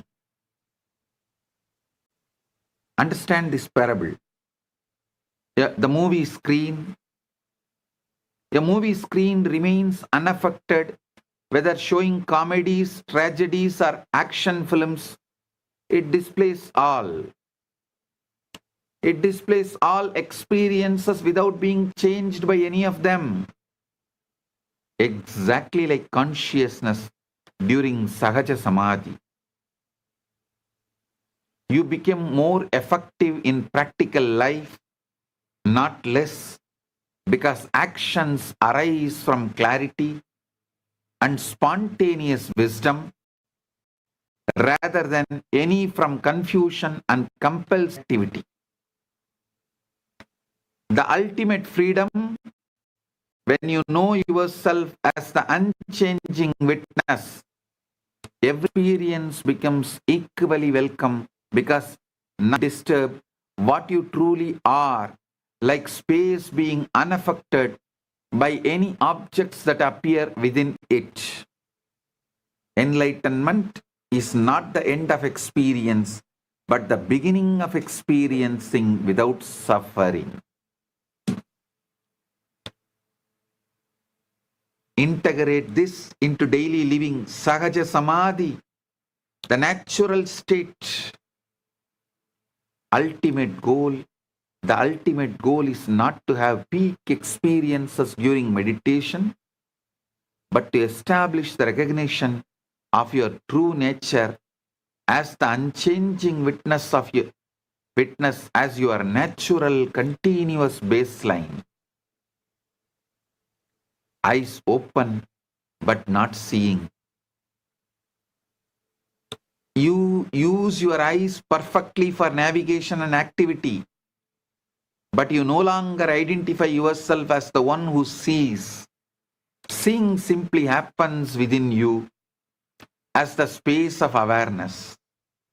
Ears open but not hearing. Sounds arise and dissolve within your awareness without disturbing your recognition that you are the silent space in which all sounds appear. Mind active but not thinking. Thoughts continue to flow through consciousness like clouds across the sky, but you no longer mistake yourself for the thinker. Thinking becomes another object observed by your unchanging awareness. Your consciousness is like that radio, cosmic transmission of wisdom, creativity, and revelation of constantly available, but psychological noise and misalignment prevent clear reception until Samadhi purifies the receiver. The ocean and waves should be understood. Listen.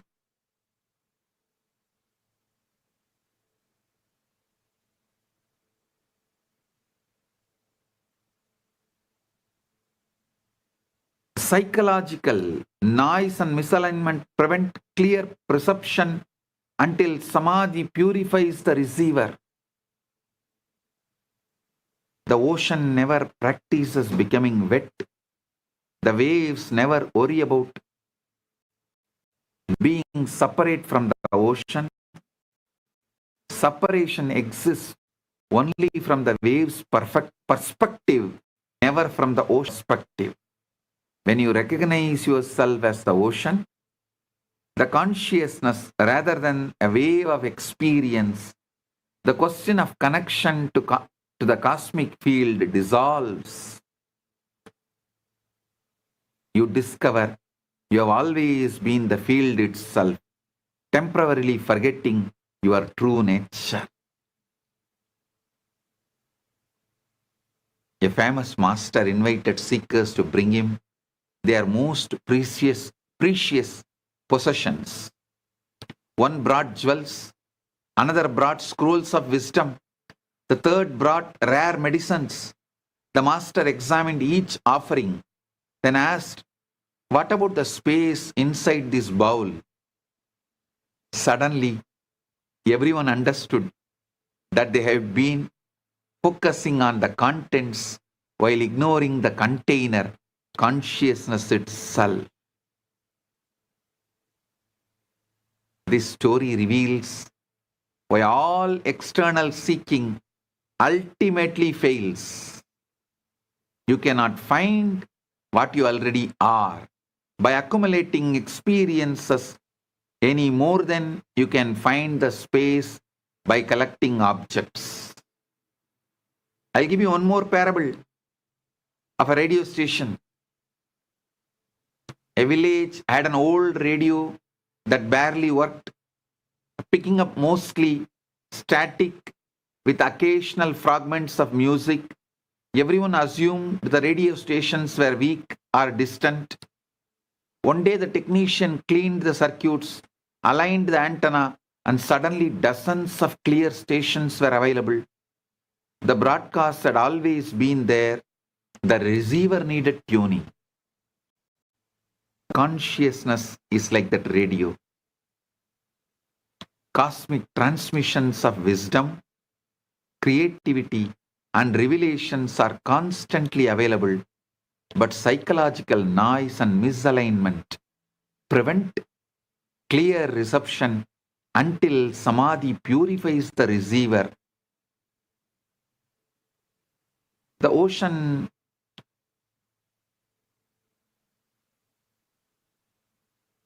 so understand the ultimate truth.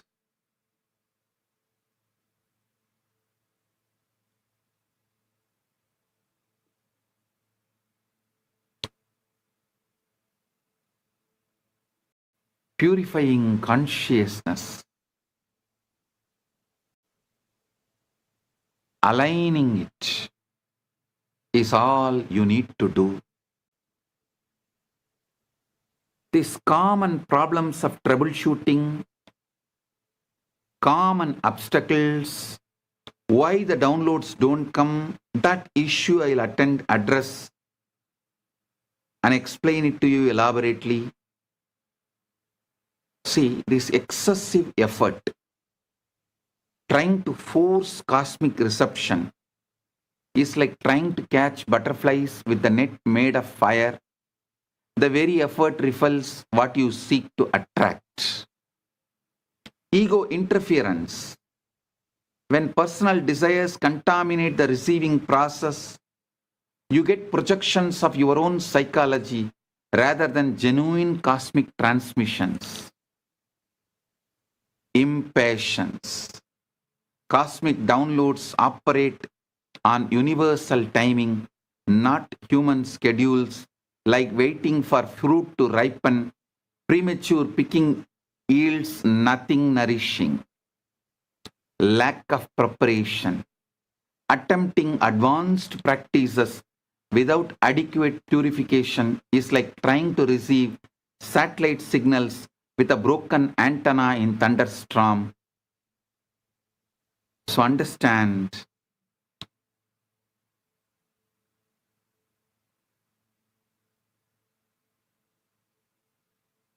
you need to understand about the false signals and genuine reception. Genuine downloads feels like remembering rather than learning. Carry no emotional charge.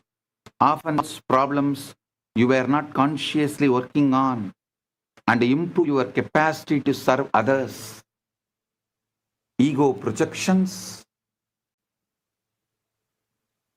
feel effortful to maintain, reinforce existing beliefs, glorify your personal importance, and increase separation from others. These are ego projections. Listen. Most experiences contain elements of both genuine insight and psychological projection. Discriminating wisdom develops through honest self-observation and from those further along the you handle the mixed signals carefully. You need tremendous surrender. The cosmic field shares its secrets only with those who have died to the illusion that they are separate individuals seeking special powers. The tremendous humility, humbleness, true receptivity requires the dissolution of the seeker, not the satisfaction of the seeker like salt dissolving completely in water. Personal identity must disappear cosmic ocean consciousness to pour abstract. I give you the ultimate truth. Recognizing you are that. All techniques, practices, and teachings exist only to exhaust your seeking and collapse into the recognition that you have always been what you are seeking. Tattvamasi. Philosophy to understand, but a direct recognition to awaken, like suddenly realizing you have been looking everywhere for the glasses that are already on your face. The cosmic field you are trying to access is the very awareness through which you are seeking it. The seeker, the seeking, and the sought are one consciousness appearing as the three for the play of experience. You are like someone searching frantically for their car keys while driving their car. The very capacity to seek is proof that you are already what you seek, and you have already what you seek, and you know already what you seek. So beyond all methods, when the wave realizes it is ocean, it does not need to practice being wet. Similarly, when you recognize yourself as Chitakasha, you don't need to practice being conscious. All practice becomes spontaneous rather than effortful seeking, like a bird singing, not to become musical, but because music is its nature. Spiritual seekings, not in achievement, but in recognition. You discover you have always been home and you were never actually lost. Living the recognition. Stop become enlightened. Realize that enlightenment is trying to become you. The pathless path leads from illusion of being a wave seeking the ocean to the recognition that you have always been the ocean. Just the ocean is dreaming of becoming a wave.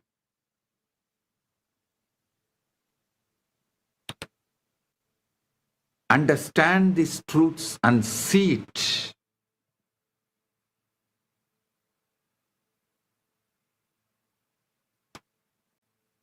The eternal now.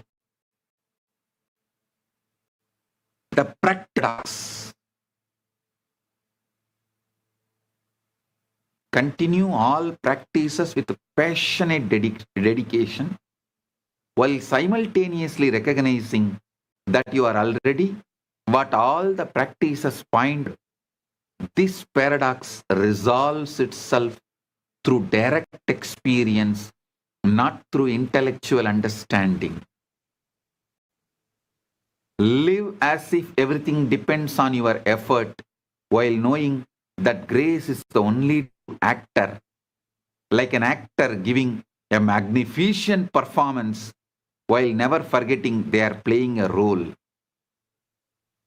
The ultimate mantra is Om Shanti Shanti Shanti. Peace in the body, peace in the mind, peace in the cosmic field.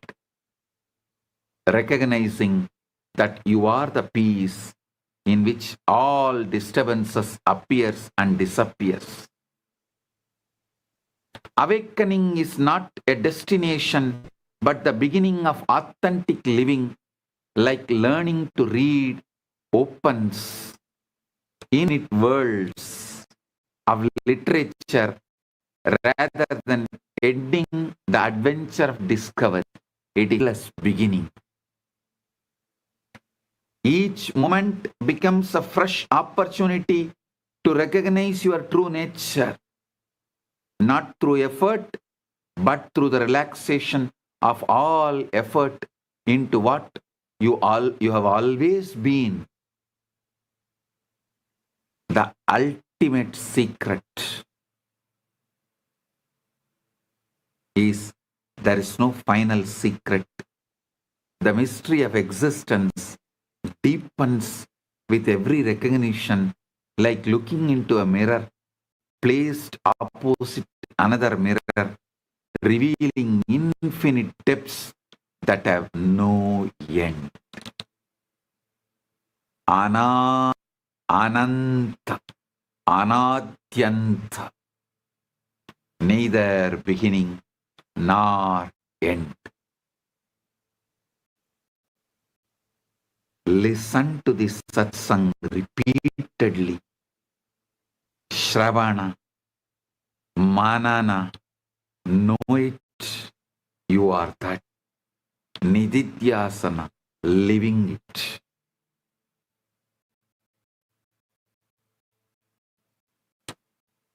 Paramatvaita Prapti.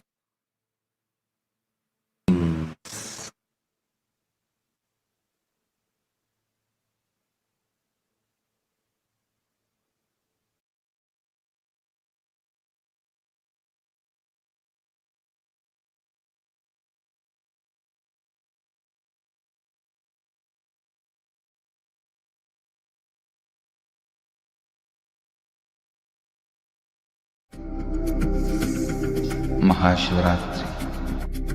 It's an important time when timelessness enters into time.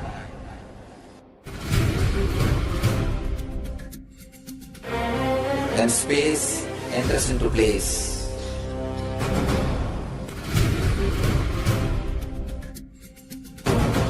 When Brahmanda enters into Pindanda. The whole nature is supporting you now.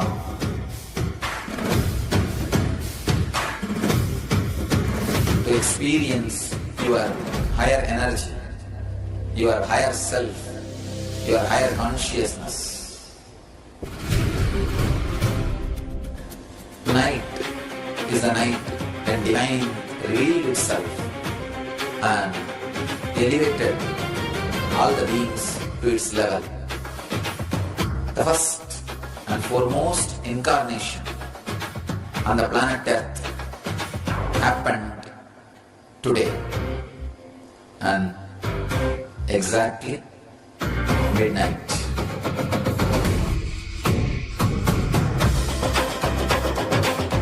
Mahashivratri. It's a great opportunity for all of you to raise yourself to the higher consciousness. Let this night awaken all of you.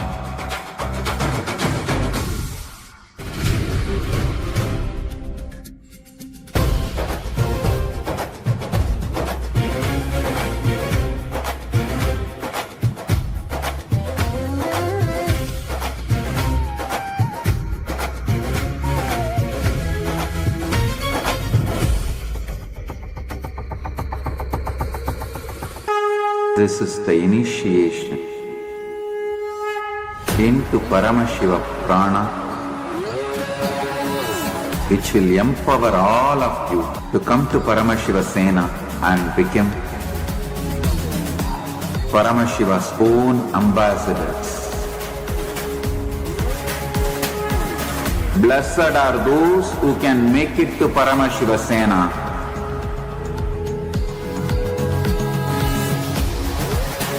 Losers are those who stick to your ego and your mind, your confusions and your delusions. I am opening. Let's all take a moment to bow down to Swamiji, offering our gratitude to His divine lotus feet for revealing to us such a profound truth, tapping into the unknown and mapping it for all of us to experience it as an immediate reality. Again and again I remember this one statement that Swamiji always says, which is, the last frontier of science is the threshold of spirituality, threshold of Hinduism. What Swamiji has revealed today for all of us is so profound. Like Swamiji always says, right? The last frontier of science is the threshold of spirituality, and that's where it all starts. Well, science has discovered about, superpositioning or the whole 0-point field, that though all of this is discovered, it is only as a theory. People are not able to understand how it can be mapped. But today what Swamiji gave us, mind-boggling, actually I should say consciousness-boggling, because so beautifully Swamiji has mapped how just instead of falling asleep, you can enter into samadhi. And in that samadhi, you can access all the powers that is there. The quantum superposition, that was my most favorite part of the satsang. Whether it is for us to understand how the cosmic dance of Nataraja, the Ananda Tandava, the nada that he creates, the dance, the movement, that is what happens in that, the 0-point energy field, continuous vibration in that vacuum. Wow, this was just like, I don't know where to start, where to begin, and I have never been so interested in physics ever.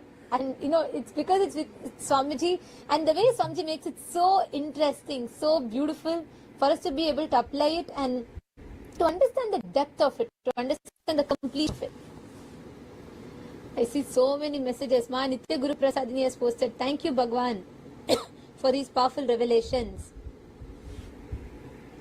Shri Divya, yeah, Ma Kala Devi, Ma the Tikus, Nithyanandam, Ma Jamila and Omkaraya, Ma Carrie Chow, Cecilia Lam, Nithyanandam. I see so many messages. Actually, to all the Rajya Sabha members and everyone that are listening, I just also want to share with you all what science Swamiji has revealed is so profound.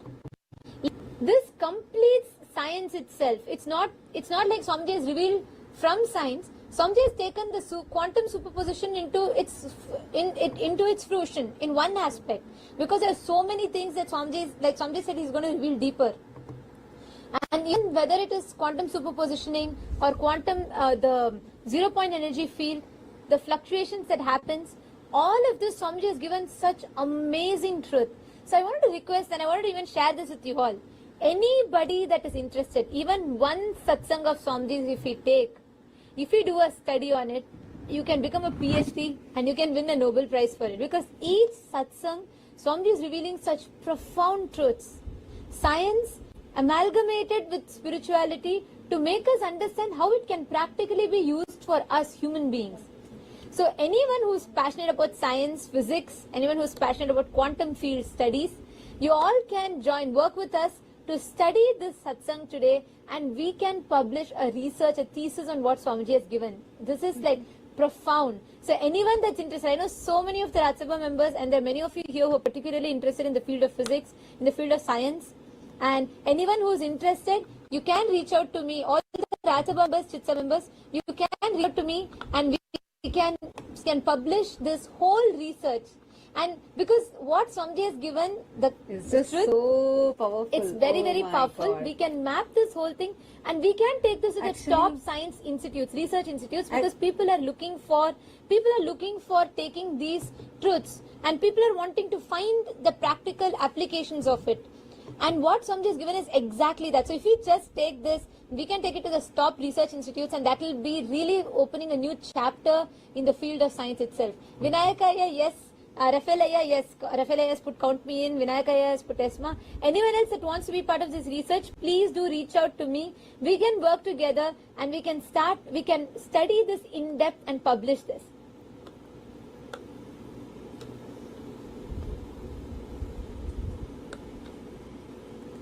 See, today what Swamiji had revealed, right? Like how that state, that 0 point energy, which is what the quantum physics has found out. See, quantum physics has found out about this 0 point energy very recently. And very recently they actually proved it. This theory has been there, but very recently they proved it. Until now, they have not been able to harness that energy. Harnessing that energy is something so, like, it's actually sought after, but like there are many claims that, you know, the access to this unlimited energy, access to the 0 point energy, but none of these have been established scientifically till now.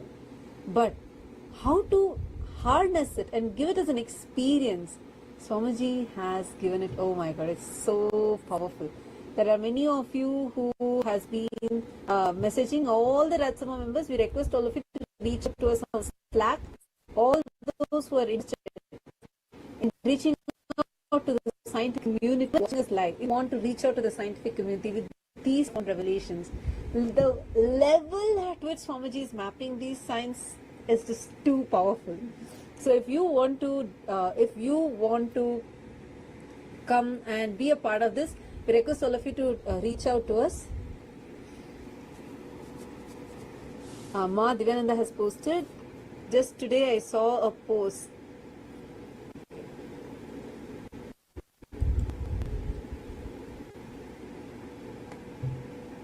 She's saying she saw a post about how the fluoride reduces the IQ. Which Swamiji revealed so many years back, correct? In Swamiji told all disciples to stop fluoridated toothpaste, fluoridated water, etc. And Anish has posted in YouTube saying, please explain in simple language. See, what Swamiji has spoken today, it is about what is called as the Chidakasha. The Chidakasha, the space where Ambalavana Nataraja dances, Paramashiva dances. That space, see, where all this while we always thought vacuum to be empty, at least in modern science. So from the beginning, Swamiji has been saying no, vacuum is not empty. How it is actually filled with consciousness, chit. And that consciousness, existence is alive. It is chit, it's alive. And how you have the power to change the things. And recently, the 0 point energy is getting quite popular about how the vacuum is actually not empty. These are recent discoveries in science. And this is what Swamiji had spoken about and revealed to us about so many millions, so many years before, and millions of years before all of this. Sanatana Hindu Dharma already. So now, what Swamiji has revealed and how Swamiji has mapped this. Now, all those who are interested, if you feel so inspired by this, you feel like, wow, this I want to now take it to the scientific community. This is what we want to reach out to the scientific community. Now, all of you can let us know over here, and we will connect with you and we will help you on how you can do this, how you can take your further steps in this. And Ma Divyananda has posted what Robert F. Kennedy Jr. spoke about fluoride. What Swamiji revealed so many years back. Same as she has posted today, what Swamiji is speaking about, science will discover much later. Actually, Ma, what science is discovered even, like, the completion can never happen through scientism. Because science has become a religion where they're trying to remove consciousness or spirituality from it. You can never study, like Swamiji says, right? You can never remove the life out of it. ultimately the Sanatana principles that's revealed in Hinduism is the law, is the life force of science. It is like science is only trying to study a cadaverse and trying to, based on that, define how life functions. It doesn't work that way. So what Swamiji has revealed today is what is the fruition of science itself. So it's not just like science will catch up to it if at all science can ever, if science starts accepting consciousness, accepting the eternal truths that's revealed in Hinduism, only that can give the fruition, the fulfillment to science. So yes, and that's right, Madhivyananda.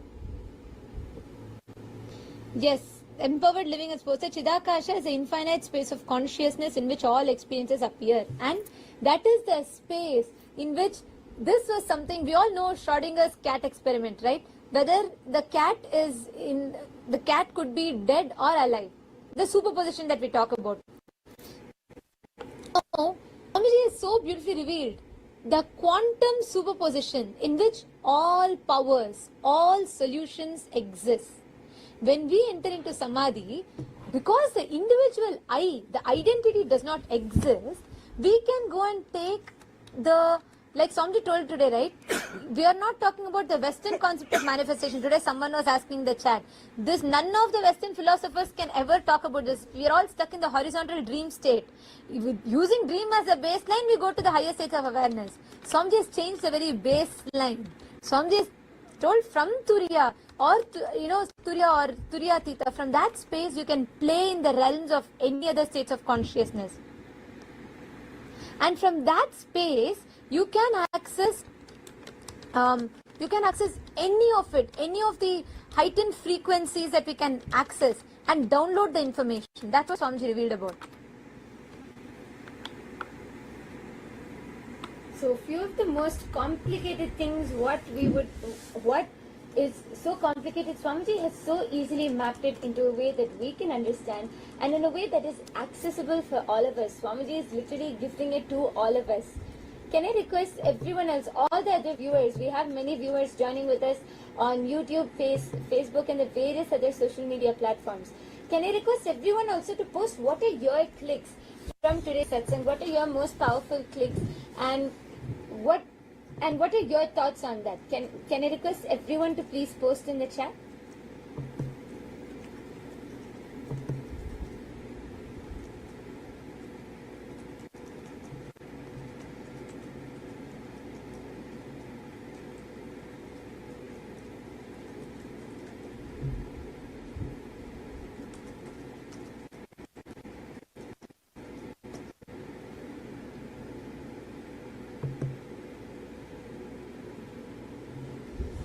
And any other Rajya Sabha member that is wanting to become part, that is wanting to study and do the research, you all can message, reach out to us, because there's so much to study, there's so much to learn through this. So you all can reach out and we can study this deeper. We can take this whole truths more, understand it more for us. Yes. Vinayakaya, that's true. Just the moment I heard it, that's what I was sharing also, because the Akasha Tattva Satsang in which Swamiji reveals about Taharakasha, Gatakasha, Chitakasha, Mahakasha. So, not Maharakasha, I think it was Mahakasha. Taharakasha, Chidakasha, Mahakasha and Ghatakasha. Ghatakasha is what Swamiji explains is this place that we live in, the Ghatakasha. Ghata, like a pot. And this whole satsang, the moment Swamiji is revealing, that's the first thing that I clicked with. This was in 2017 in Akasha Tattva. There's a beautiful satsang. During the Mahasadashivoham, Swamiji revealed. Like Swamiji says, right, like right hand claps, the left hand sound gets generated. Same way, when the words, the verbalization touches Akasha, the space, reality gets generated. That's satsang. And there's so much we can study and take it further. And like, I'm so excited. You can all reach out on Slack. Anyone who's interested in this research, you all can reach out on Slack and let us take this, because it's going to be a breakthrough for the whole humanity itself. What realm that Swamiji spoken about today. And yes, Shivaratri is just around the corner, everybody. And let us all get ready for Shivaratri. All the Rajya Sabha members, all the Chit Sabha members, let's all take this, and we have about last 48 hours, I think, for Shivaratri. So less than that. Let us take this time. Let us reach out to let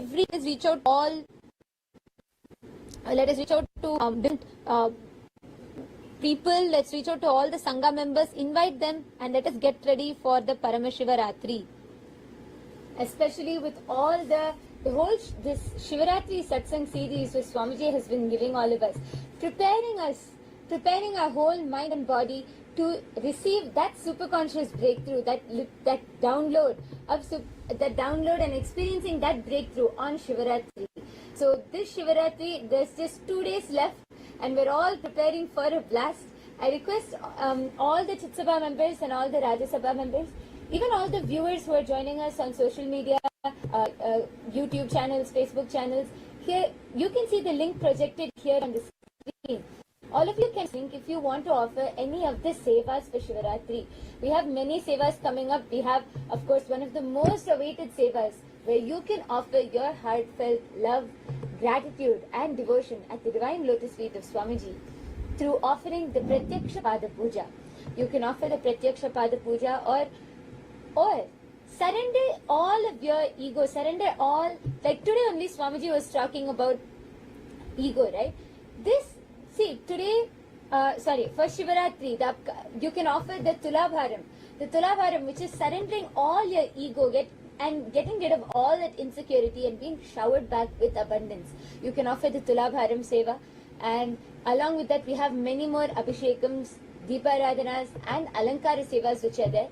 So anyone who wants to offer, you can head to the link projected on the screen.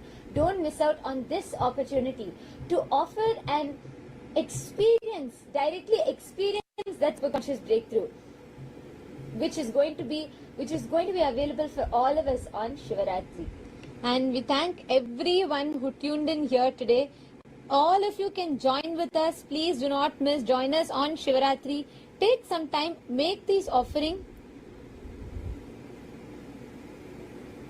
Okay, so you can all connect to Swamiji, make this offering, and you can have make all the offerings and connect to Swamiji. Jefferson, are you asking regarding the study? Jefferson J. You can connect on Slack and you will be able to message. Okay, I'll reach out to you. Jefferson Ayya, I'll reach out to you. Rafael Ayya, noted. I'll check Ayya.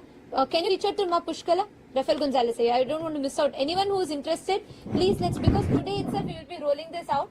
And so we can immediately take what Swamiji is giving, because Swamiji is going to be giving further revelation. So we can immediately take this and we can start studying and publishing this.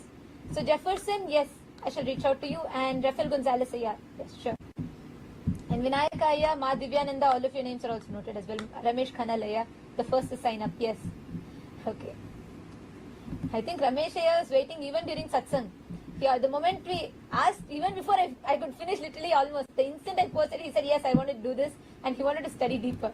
So I'm very excited. Let's take this forward. And we thank all of you for joining in today for the satsang. And now it is time for all of us. We will be continuing with the further sessions for the Paramashiva Sena participants. And let us all offer our gratitude to Swamiji. Conclude with the Purna Mantra. ॐ पूर्णमदः पूर्णमिदं पूर्णात् पूर्णमुदच्यते पूर्णस्य पूर्णमादाय पूर्णमेवावशिष्यते ॐ शान्ति शान्ति शान्तिः हरिः ॐ तत्सत् सर्वं भगवत् श्री नित्यानन्द परमशिव पादुकार्पणमस्तु ॐ नित्यानन्दम्. Thank you all. Nithyanandam.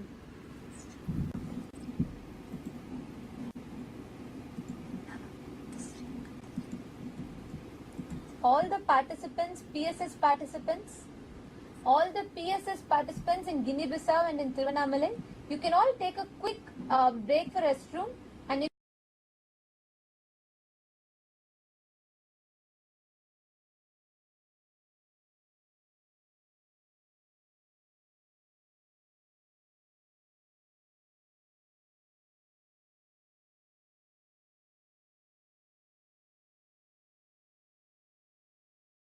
can all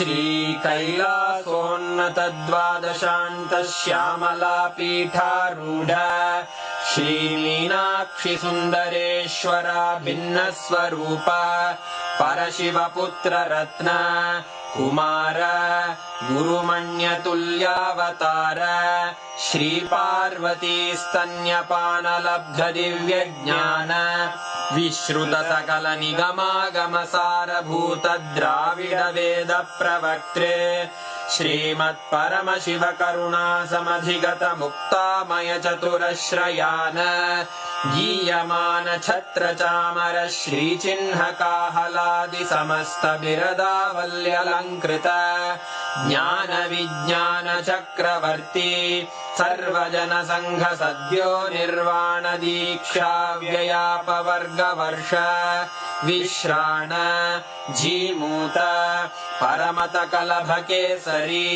शैव सिद्धांत स्थापनाचार्य श्रीराजाधिराज पांड्य महाराज गुरु क्षपण शाक्यादि महांधकार निवारण ज्ञान भानु वीक्षणानर्हार्ह ध्वजोच्छेदन पूर्वक श्रीमद्वृषभध्वज स्थापक शैव समय कर्त्रे सर्वज्ञ पीठारूढ़ श्री जगद्गुरु श्री ज्ञान संबंध देशिक स्वामी वागीश सुंदर माणिक्य वाचक स्वामिनां अवतार भूत श्री ज्ञान संबंध स्वामी पुनरुद्धृत श्यामला पीठ सर्वज्ञ पीठ त्रिनवत्युत्तर द्विशततम गुरु महासन्निधान अरुणगिरि योगीश्वर परंपरागत अरुणाचल सर्वज्ञ पीठ गुरु महासन्निधान कैलास परंपरागत कांची कैलास सर्वज्ञ पीठ त्रयस्त्रिंशदुत्तर द्विशततम गुरु महासन्निधान नित्योत्सव नित्य मंगल नित्य कल्याण नित्य रजित कैलास परंपरागत आदि कैलास नित्यानंद पीठ महासंस्थान महासिंहासन पीठ कर्तः साक्षात् श्री परमशिव समुद्भूत कैलास परंपरागत वैवस्वत मनु इक्ष्वाकु हरिश्चंद्र भगीरथ श्रीरामचंद्र शूरसेन इत्यादि अनवच्छिन्न सार्वभौम चक्रवर्ती परंपरागत चतुष्षष्टि योगिनी मंडित चतुष्षष्टि संप्रदाय प्रवर्तक